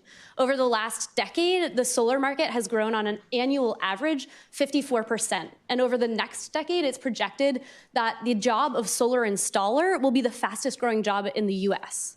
Despite this rapid growth, we are also still seeing a need for greater capital, greater education, and greater inclusion. Greater capital because we are facing a $12.1 trillion financing gap in order to keep the world below 2 degrees warming. Greater education because currently 85% of Americans still don't believe that scientists have confirmed that global warming is real and happening and human caused. And greater inclusion because currently within the solar market, most of the benefits, cost savings, et cetera, are going to the wealthy. Despite the fact that low to moderate income households face double the energy burden, they also face much higher barriers to entry due to lower credit scores. They're normally renters rather than owners of their buildings, and they also don't have sufficient funds for that upfront investment. So enter Greater Good Solar. So we're Greater Good Solar. We're a solar financier. As most of you guys probably know, when you guys want to buy something expensive, you don't have to put all the money up front. Someone else can come in with the capital and you can pay that over time. In the solar world, that's us. We're a solar financier, but with a twist. A normal solar financier would take in debt and equity in order to fund a solar project, but we have a unique twist of also bringing in grant funding. That allows us to essentially accomplish our philanthropic mission. Let me tell you how that works. Basically, we take in that mixture of funding, we install a solar installation on a school or a low-income housing unit. The school primarily or preferably would also be in a low-income area, but that's flexible. They sign a power purchase agreement with us, which allows them to purchase the energy sales from that solar installation. So we're getting in revenue every month. We can accomplish three things with that. One, obviously, we pay off our debt. Two, we provide a return to our equity investors at a market rate. And three, and the unique component, because we were able to take in grant funding, we're able to then channel profits back into the community to provide environmental education, green jobs training, mindfulness training, and civic engagement training. All the things that we believe are necessary for people to become a good steward of their world and of the environment. So essentially, we want to create change makers for the future by utilizing solar as the mechanism, push forward both the needed gap within education and also the green technology itself. Yeah, so our progress to date is right now we're working on a 6-megawatt project in New York City focused on low-income housing. And our ask to you as audience members is if you are or know a mentor, if you are or know an investor, or if you are or know a student who would be interested in interning and working on due diligence with us, then please come find us after the presentation. Thank you.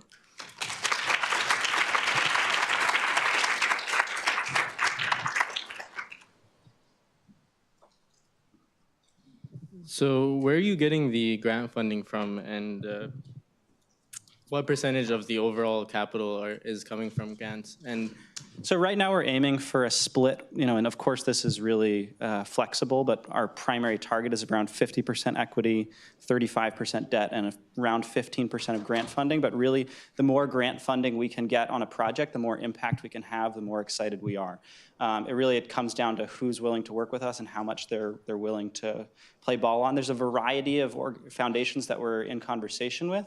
Basically, any foundation that's interested in environmental education or any of those particular benefits that we hope to offer, we would be bringing in third-party education providers who they would already be giving grants to.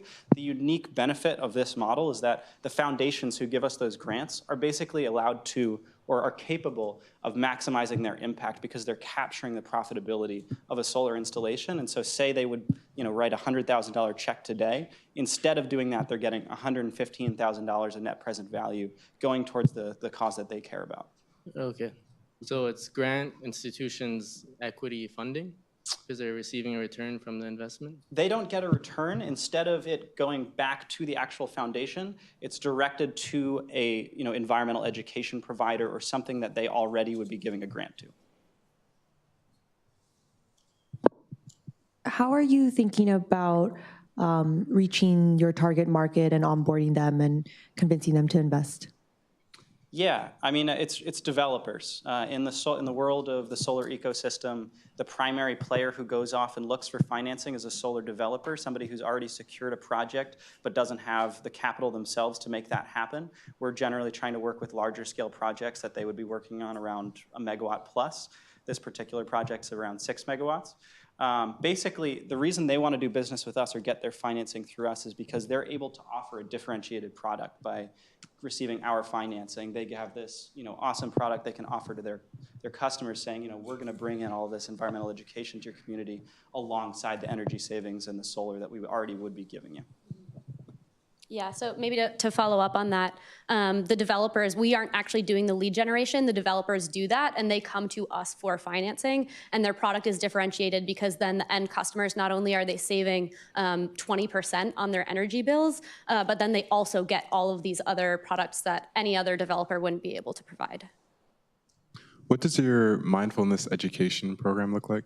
Yeah, great question. So that's actually done through a nonprofit organization based out of California called Mindful Schools. That's our first partner. It's definitely something that we're going to test out and see how that goes, and potentially could be other partners down the road. But it's essentially a training program for teachers. So it teaches teachers mindfulness so that they can then teach their students, looking for optimally, the largest impact we could have. I think that's all the time we have, but thank you for the questions, and thanks for being here.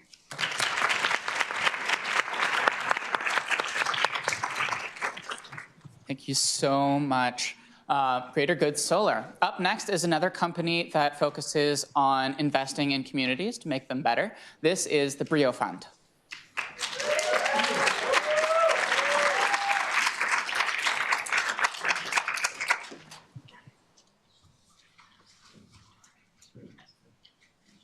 Hi, I'm Daisy. And I'm Aaron. And we are the co-founders of Brio Fund.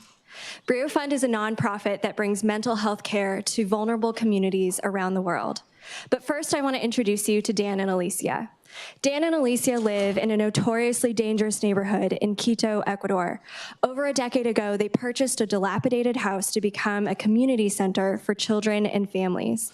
Over the years, they've become well-loved and trusted, helping children stay safe and families become healthy. But they are not satisfied with their impact. Dan, a trained addiction counselor, has recognized that the families they serve will never fully thrive without proper mental health care addressing the impact of poverty on their lives. So he wanted to start something to bring that mental health support to his community. He scoured libraries for addiction counseling resources, and he found none. He looked into recovery programs and found electroshock therapy.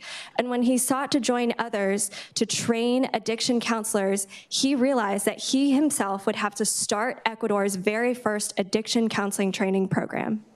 So the Brio Fund partners with under-resourced local change makers like Dan. We are an incubator and a network for mental health entrepreneurs in vulnerable communities around the world. We provide seed funding, consultation, evaluation, and launch materials so that these entrepreneurs can realize their vision. Since its inception, the Brio Fund has partnered and consulted with Dan and Alicia to help them launch the first addictions counseling training program in Ecuador. In addition, we're working to help them become a resourcing hub for their entire region and to implement an intervention for their local community. Brio Fund's vision is to see the world's most vulnerable liberated from mental illness. By combining local partnerships with Daisy's nonprofit management skills and my clinical psychology training, our incubator is providing compassionate care and healing for those who have limited access to quality mental health care. Over the next 6 months, Brio Fund is building its capacity to partner with more entrepreneurs by developing a robust, scalable, and contextualized launch toolkit. As we grow alongside our network of partners, international NGOs, and local governments, we plan to become the world's leading mental health nonprofit serving the poor. Today, we are looking for supporters and advisors who are ready to invest in the future of international mental health. Specifically, if you have insight or experience with piloting programs in Latin America or international development mental health more generally, we would love to connect with you afterwards. Thank you.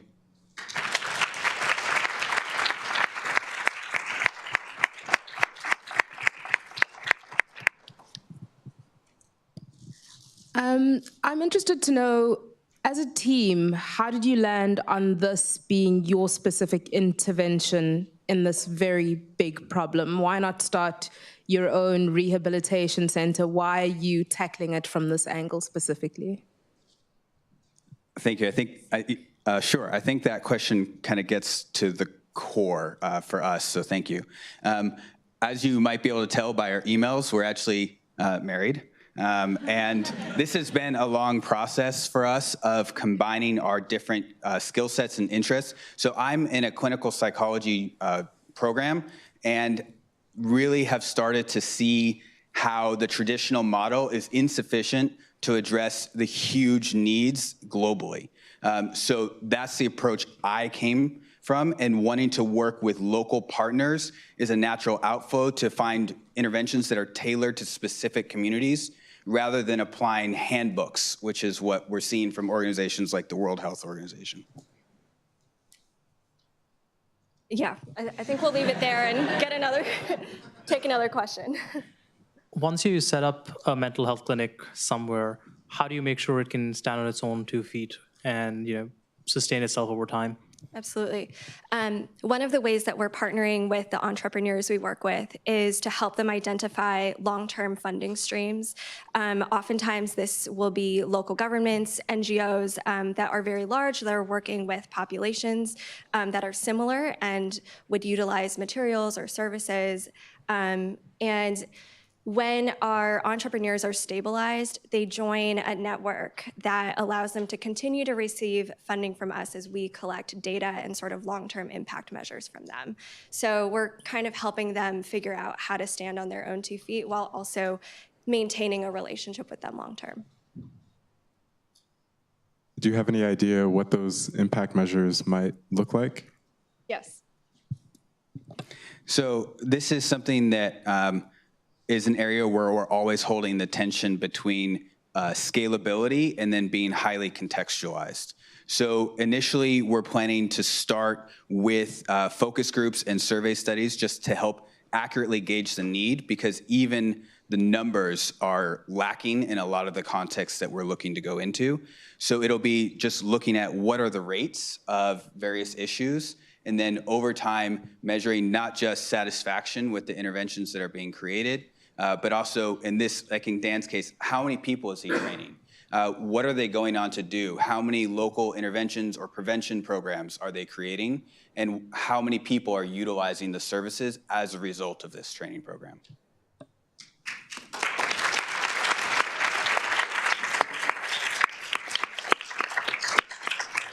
Thank you very much. That brings us to our last impact investing.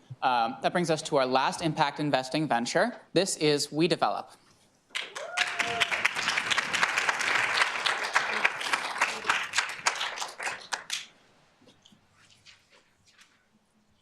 Where's the?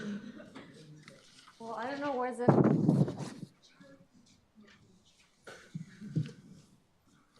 There. So, hello everyone. My name is Sana. I'm a second-year MBA, and I'm here to talk about We Develop. So first I'm going to start. When I decided to pursue an MBA, I started to save diligently. After a while, I accumulated some money, and I wanted to invest it to generate profits while I needed it. I thought if I had more money, then I would have a smaller loan. That was not the case, since I didn't find any interesting opportunities in Mexico. So this idea is where our experience, the founder's experience, and a solution to this problem overlaps. It's a real estate development company that is aiming to give everyone the opportunity to invest in real estate development opportunities in medium-sized cities in Mexico. So how does this work? First, We Develop is going to build a portfolio of investment opportunities that is going to be structured by itself. Also, to be able to escalate is going to be with third-party developers, but these projects are going to be evaluated and filtered by We Develop. After, while our clients choose the investment opportunity that fits best, we're going to provide educational resources to make their decision easier. After, we're going to formalize the investment. For us, because legitimacy is very important, this is essentially paperwork that we protect both parties. After that, we're going to develop and track the project until completion to be able to assure that all the incentives are aligned. We're going to co-invest in all the projects.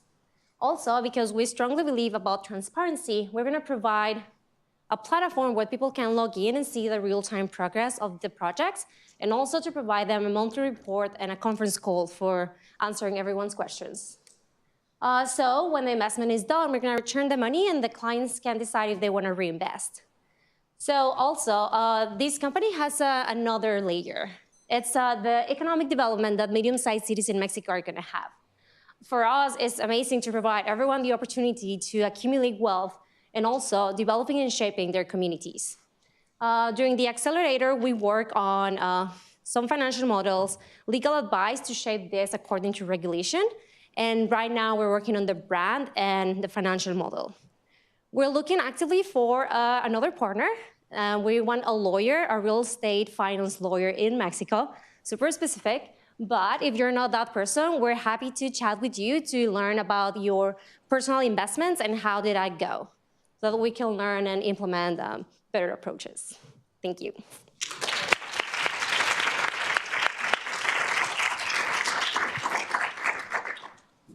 So how are you in choosing what assets to invest in and what impact metrics are you tracking?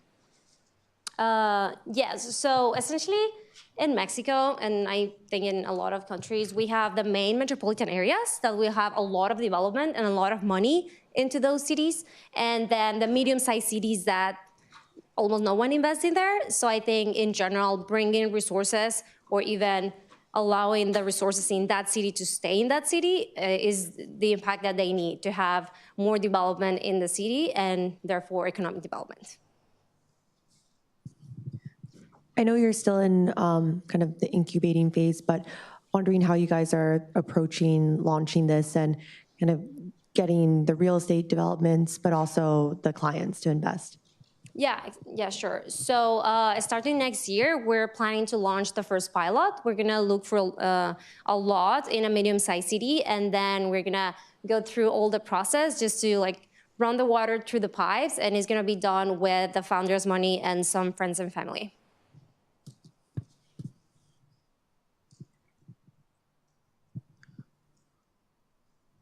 I guess my main question is, if you're investing in something, part of it is, you believe in something that works. Why do you think medium-sized cities in Mexico and that community is actually going to be tied to a better investment portfolio or better investment outcomes, outside of the fact that this is, a very impactful thing to do? Yeah, of course. So our investment thesis is based on that in medium-sized cities, the land is cheaper. And anyway, even if the land is cheaper, there's money and there's people that are willing to buy services or buy a home in those places. So I think it's based on the labor is also cheaper.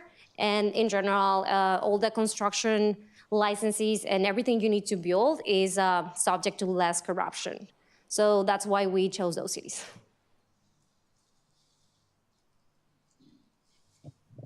Any other question? Oh.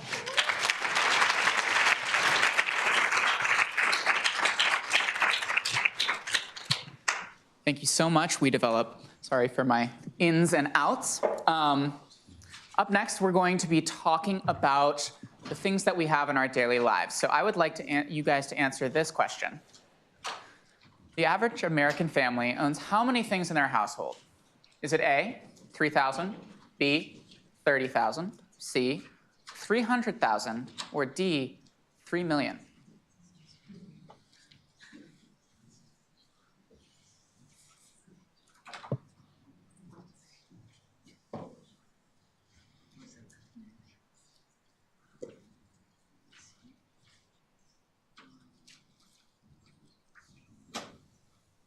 Right, looks like we've settled on B, 30,000. Let's see how it turns out. The actual answer is C, which is surprising, right? You don't expect your house to have about 300,000 things in it. But when you take into account storage units and all the forks that you have, knives, spoons, I guess it adds up, right? So the next three ventures we're going to be talking about are three things that have to do with hardware and things that you own.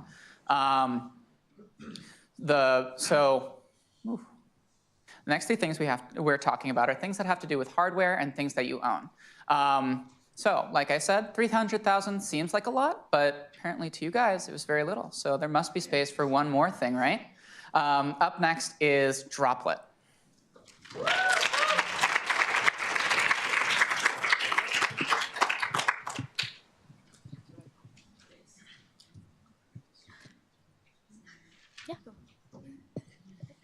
Hi everyone, my name is Sinem Sinmaz and I'm a mechanical engineering student. My name is Michelle Tong and I'm a mechanical engineering and architecture student. Hi there, I'm Ting Gao and I'm a mechanical engineering and energy studies student. All right, so imagine this building, the School of Management, filled to the brim with water, 97,000 times over. That's the amount of water we waste every single year in the US, right? The problem that we've identified is that currently there is no way to accurately calculate how much water you waste. And by waste, I mean water that's coming from like a tap or a faucet, right? And it's not being used. Conveniently shown here. Yeah. So Droplet is revolutionizing the way we think about and consume water. We're transforming the dialogue of the water conservation movement by introducing the idea that not all water consumption is equal, because a large percentage of it is wasted. We want to enable everyone to be smarter consumers of water by allowing them to access their real-time water data and by proactively engaging them with their water consumption. Droplet is a smart device that you can easily attach to your faucet with a separate screen on which you can see your water consumption and your water waste anytime you're engaging with your water, whether that be washing your dishes or brushing your teeth, anything. We're also looking to build an app that could partner with this attachment such that it can gather aggregate data from different faucets around your household. It can send you notifications, reminders, and allow you to compare yourself to others. What Droplet allows you to do is to monitor and adjust your behavior. Droplet connects you with your water consumption and engages you to be proactive about it in a way that no other water conservation effort has been able to do so far. And a device that I'm sure all of you interact on a daily basis is the automatic faucet, which, although it adjusts the flow of water for you, there's really no clear connection to if it decreases your water waste for you. What Droplet inspires to do is a behavior change from within, such that even when you're using a tap or a faucet that does not have Droplet installed on it, you're still aware of your consumption and are in control of your behavior. If you install Droplet to a kindergarten class, you can raise a generation that's not only aware of their water consumption, but is also actively reducing their water waste without being told to do so. Droplet can be installed not only in a household, but also in large complexes, such as apartment buildings, office spaces, and hospitals. These large complexes can then use the aggregate data they collect to track the water use habits of their users. So far, we've built several prototypes that demonstrate the basic concept. We're looking to expand our software platform, and we're looking for help from someone who might be able to help us build an app. We've also begun conducting customer research, and we would love to seek your help through a survey that we're going to pass out during the reception. Water conservation is a conversation that we all need to keep continually pushing. Droplet is the first step to being able to take that into your own hands.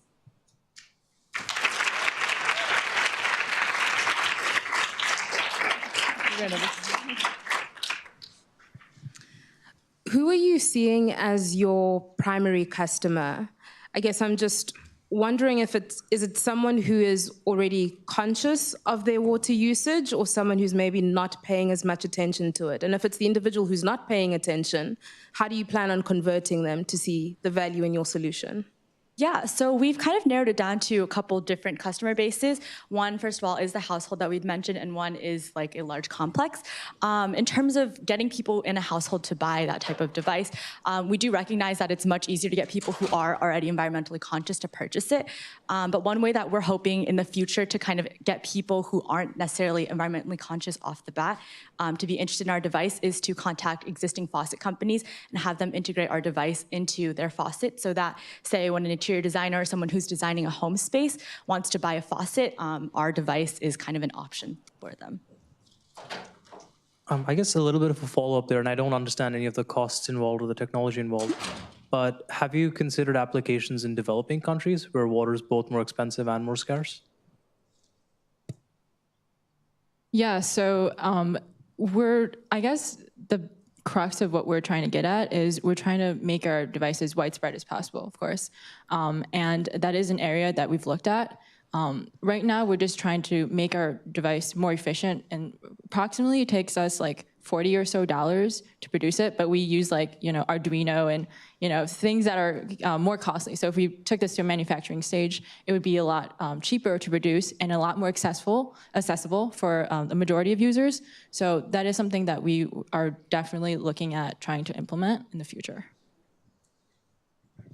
What metric does Droplet use to measure waste? And do you have to communicate what task you're doing to say, I'm brushing my teeth or I'm doing the dishes and this is approximately how much water should be used and how much is actually being used? Yeah, definitely. It's actually much more simpler than that. It's maybe a little stupidly simple when you think about it. We have an integrated distance sensor that once you attach this Droplet to your faucet, it calibrates the distance to your sink. So it knows whenever your faucet is open, if anything is under the stream of water or not, if anything cuts that distance. So if there's nothing under the stream of water, then clearly it's waste. And then that's how it calculates. Goes on top of it. Perhaps building off of Tembi's question, have you all done any customer discovery, either with individuals or property managers, and what have your key findings been? Yeah, so we've just started recently reaching out to different individuals, both within the Yale community, so some homeowners, some students in dorms, and also facilities, and then like water utilities facilities as well. But that's just a new step that we've started taking, so we haven't quite gotten any feedback yet on that. But we are looking into that. Thank you.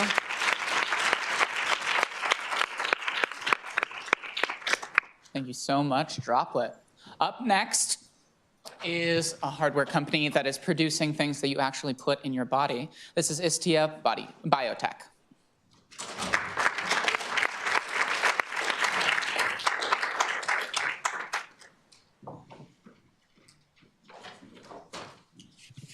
Thank you so much. My name is Jamin Patel. I'm a PhD candidate in molecular biology, and this is Dr. Manabu Ziki, a cardiology fellow at Yale New Haven. And together, we're combining our expertises to develop the next generation of vascular stents, ones that don't fail. Thank you. So this is Greg. He's a patient with disease in the vessels supplying his legs.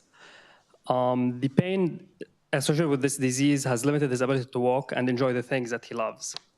The best treatment option for him was to implant a stent to open up the blocked artery and restore blood flow.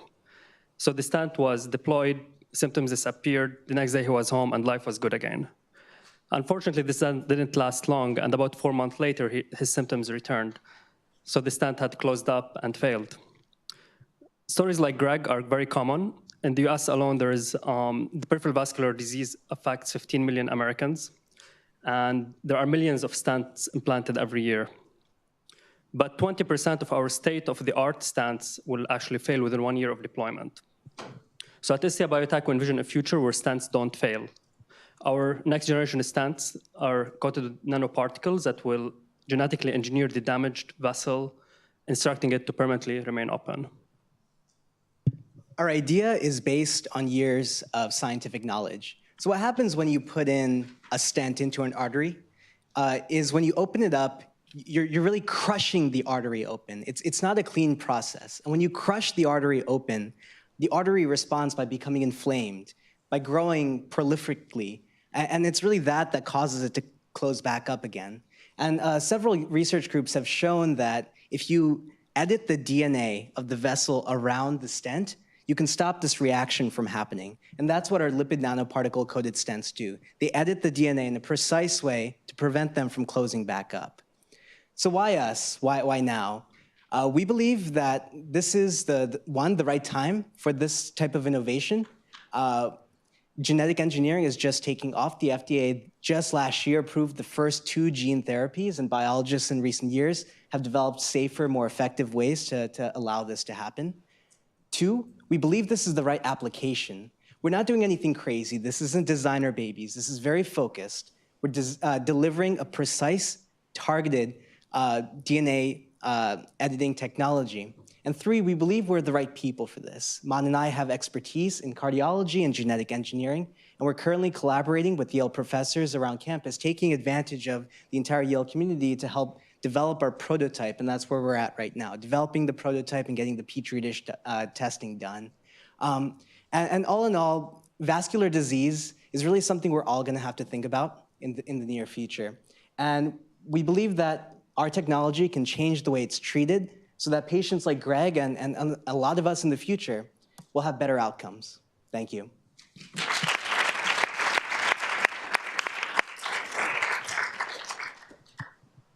So what does the FDA approval process look like, and how are you guys tackling that?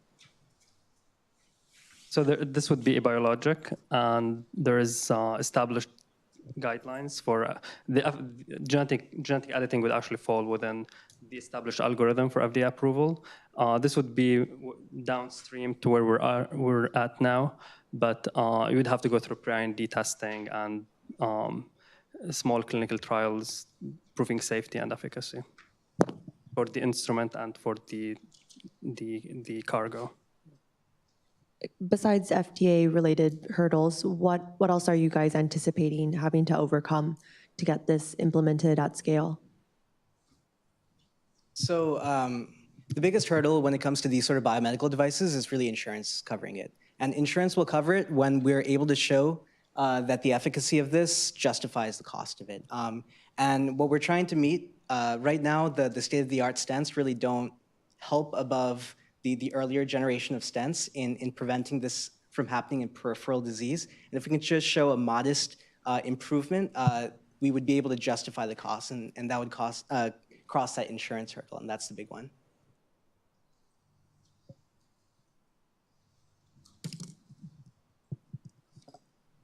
How much would it take for you to get to like even stage 1, and how long? So developing the prototype and testing it is our goal and objective in the next 6 to 12 months. That would give us enough data to move forward with more funding and actually translating it to potentially to humans, or animal than humans. In terms of what's usually done in this field, especially for stents, the state of the art is to test these in rat carotid arteries. And acutely aware of the entire process. I was actually talking about stage 1 FDA testing. Oh, okay, yeah. So we can follow in others' footsteps, and we're hoping to do that. But just in terms of rough cost, like millions, tens of millions, hundreds of thousands, what are we looking at? Oh, just for the rat studies, like hundreds of thousands, not millions. Thanks. Yeah. How are your, I guess, doctors, consumers, customers currently solving this issue? I mean, what percentage of stents are failing? So what is your bigger market opportunity? Right. As we said, more than 20% of stents, 20 to 30% of stents in the peripheral vasculature, which doesn't include the heart, they actually fail, and there is no solution yet. This is a wide open problem that there is no current solutions. So nobody else is innovating in the space when it comes to stents? So the drug-eluting stents that are the state of the art are the ones that are failing, and the problem with using drug-eluting stents, you're limited in what molecules you can target because you're using chemicals, whereas with gene editing, you're much more surgical in your edits, and it gives us wide variety of targets.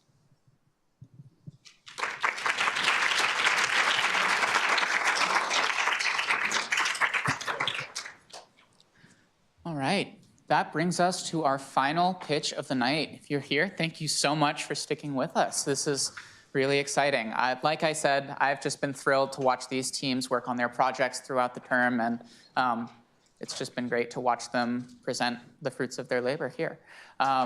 So up next, again, is our final pitch. This is the orb.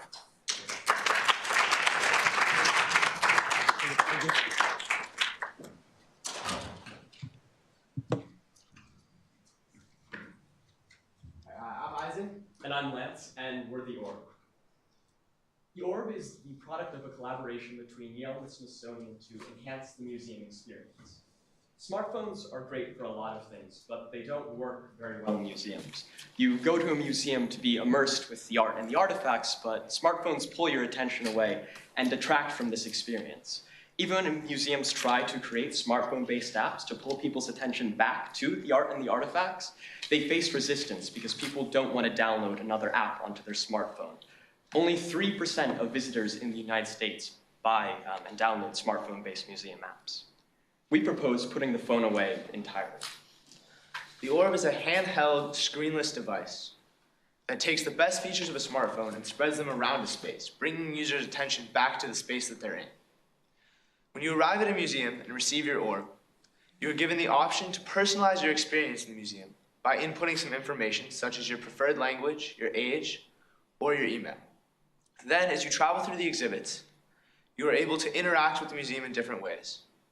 And for example, you're able to ask questions to experts via monitors that will be distributed around the museum and receive answers in real time or via email when you've left the museum. Furthermore, you can save content, which will be saved to a recap that you'll get when you leave the museum of your day at the museum. Then, the Orb allows you to navigate the space via a compass, which is a ring of LED lights, and a vibrating motor that gives you haptic feedback, telling you what direction to go in.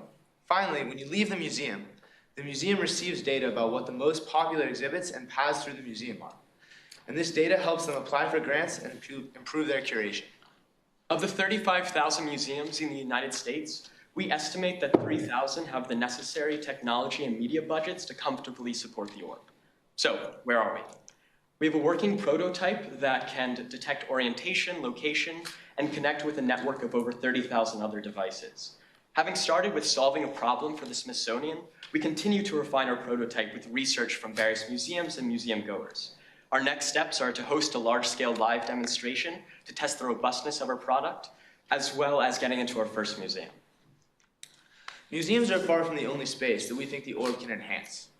Imagine if all spaces in the physical world could be as interactive and as personalized as those in the digital world which you carry around in your hand every day. We have been exploring new form factors for the orb, for example, a wristband or other forms of wearables that would give us opportunities in tons of spaces such as hospitals, theme parks, hotels, and innumerable other spaces. What we ask of you at this point in our venture are contacts in the museum business, as well as other spaces that are interested in implementing innovative IoT technology, as well as participation from all of you in our demo later this year. Thank you.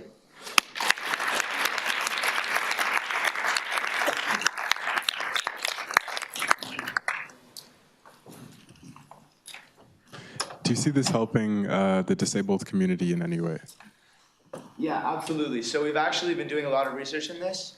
We were recently interviewing with someone at the Yale Art School who's a sculptor who is visually impaired.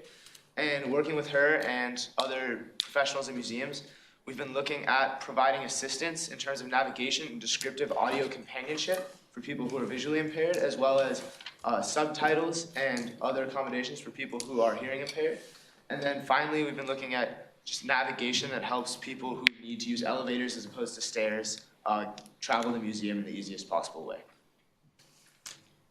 Can you share more about where exactly you are in your process? It seems like there is a prototype or part of it. Are you looking to implement it? Absolutely. So with the prototype right now, it works in closed circumstances, and so that's one of the reasons we're planning on doing the demo, is to test it out on a large scale with a lot of other devices. But we're definitely looking into spaces right now to be able to have a fixed place that we can set up a full exhibit. Can you talk more about how you came to the design and why you chose an orb versus like a wearable or something like that? So absolutely. So as we said, this began in a collaboration with the Smithsonian, and they're renovating their museum called the Arts and Industries Building and trying to create a World Fair futuresque type space. So they're very interested in sort of a sphere that lights up, something that feels futuristic.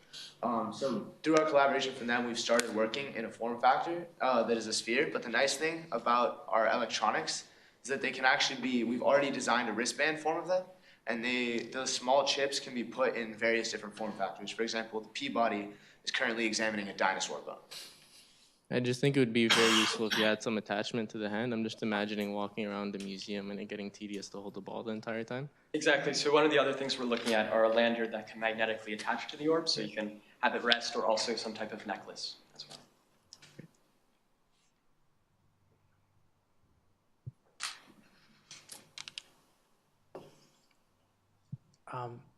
I guess more on what the costs are, who's paying for it, how much they might be paying for it, business model mostly.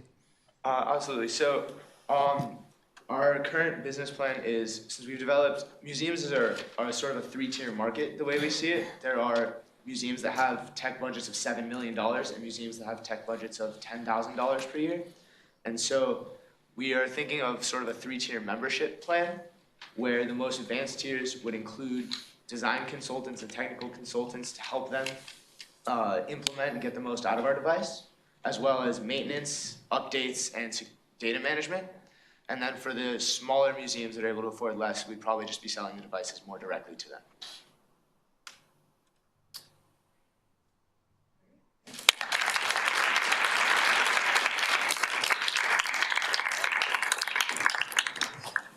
Thank you, the orb. And thank you all so much for participating in our second annual pitch off.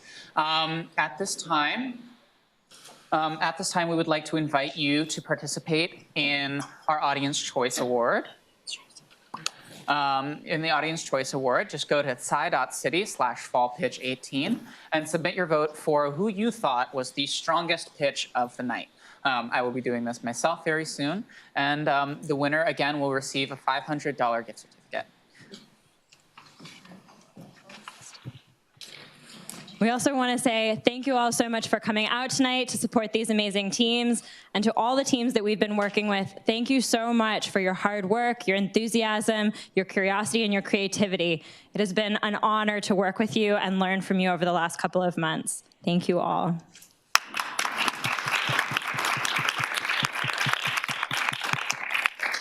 Don't forget to vote. Please enjoy the reception just outside, and we'll announce the winner in a couple of minutes. Thank you.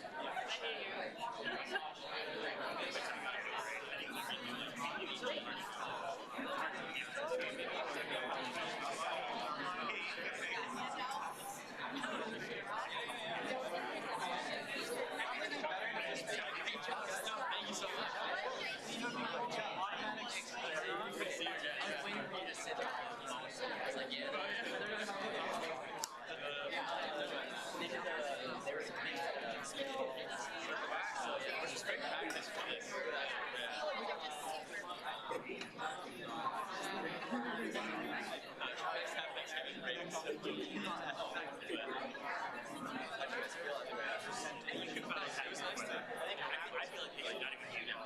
like the break,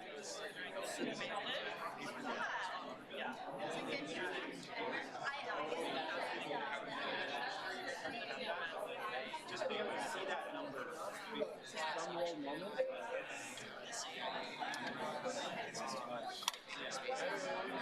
And so the professor in class,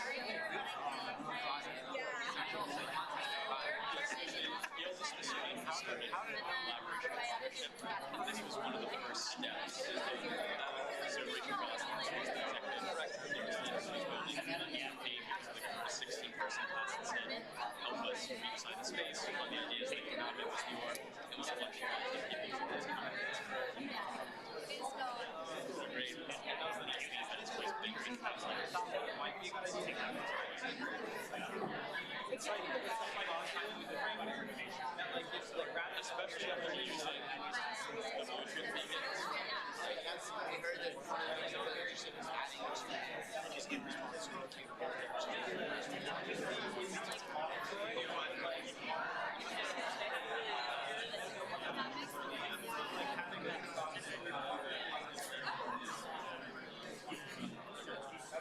it's like the thing called holistic sea part. And seeing what that was going on campus, specific with shorts and stuff like just like really new interactive. And I feel like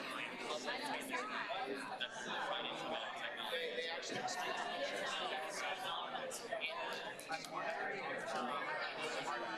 classroom space. We were spotting sitting in the back.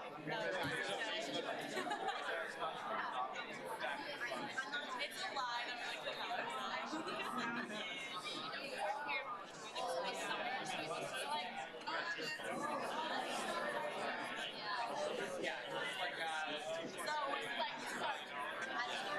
Actually, it's kind of funny. They gave $100 million to rename the biggest dining hall on campus and the whole building.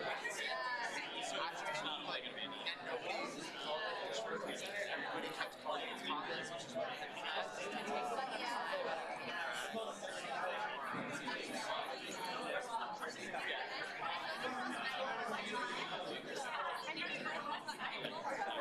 It's supposed to be as like futuristic.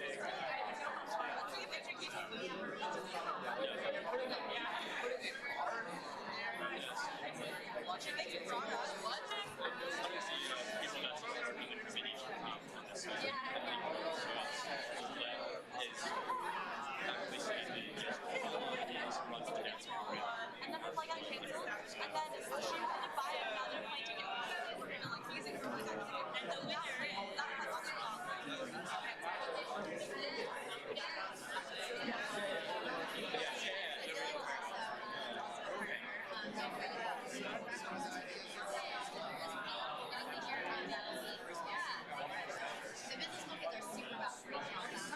It's still the way. It's universal. We have a Facebook, like Yale.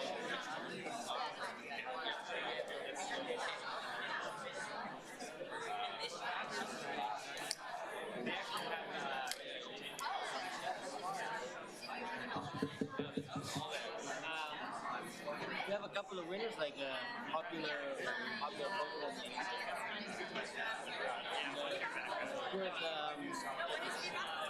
So this is just audience choice, and everyone who attended could vote. The judges are 5 folks who've gone through the Accelerator Summer Fellowship before.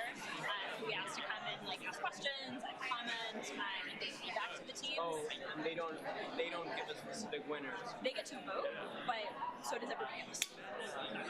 They're basically moderators. Yeah.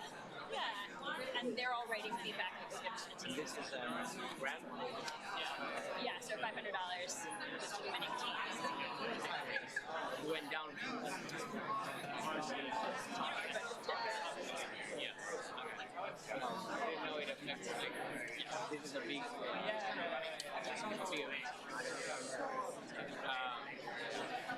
okay, no, they seem like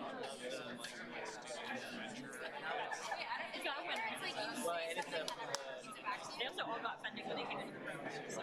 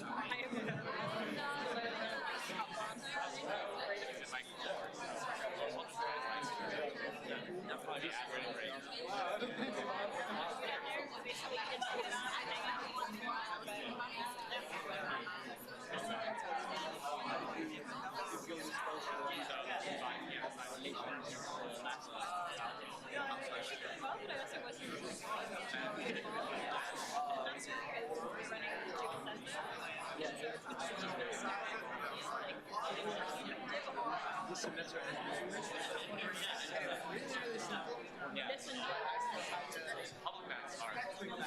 Simple math. I'm already in the restaurant.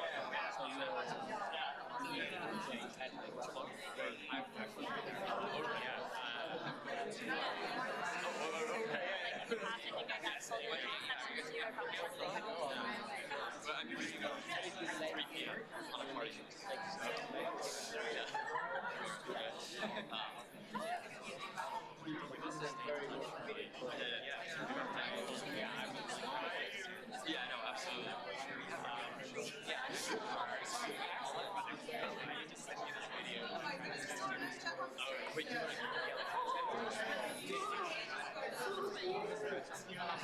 Naya, where is the certificate?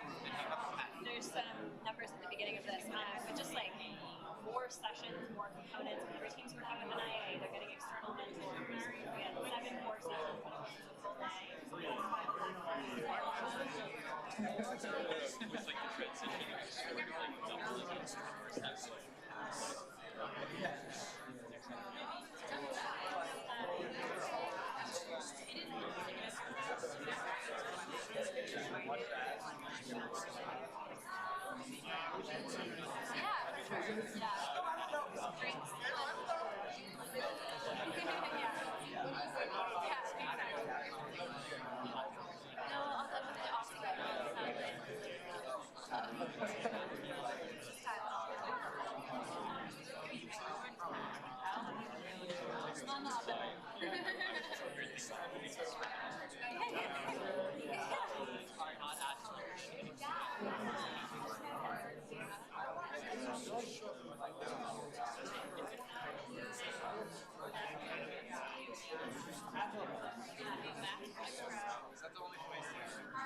Hi everyone, we're actually going to have everyone join us outside in the reception area, and that's where we will announce the winner.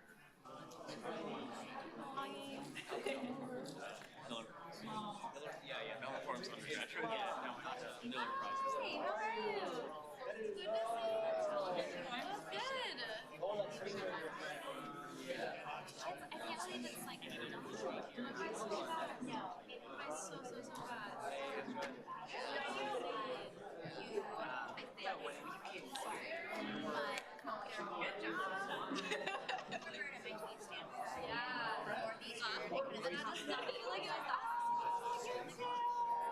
I love that you brought stuff. That was important. Like, I have the shoes. Like, oh yeah, I bought a bracket because I saw it was going to be somewhere else. This sounds a little good. Oh, yeah. Opportunity. That was great. Yeah. I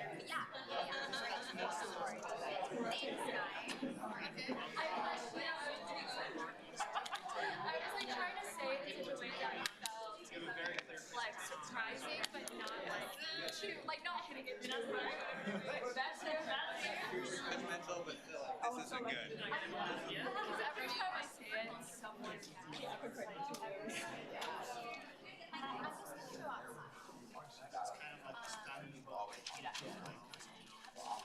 Are you staying? Are you moving right now?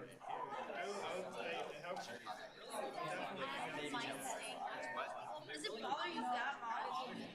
That much was it down to? Oh my god. Because the original source is this weird LED that has it in like a real way. With no. You found the original source? White circle. Oh, no, you went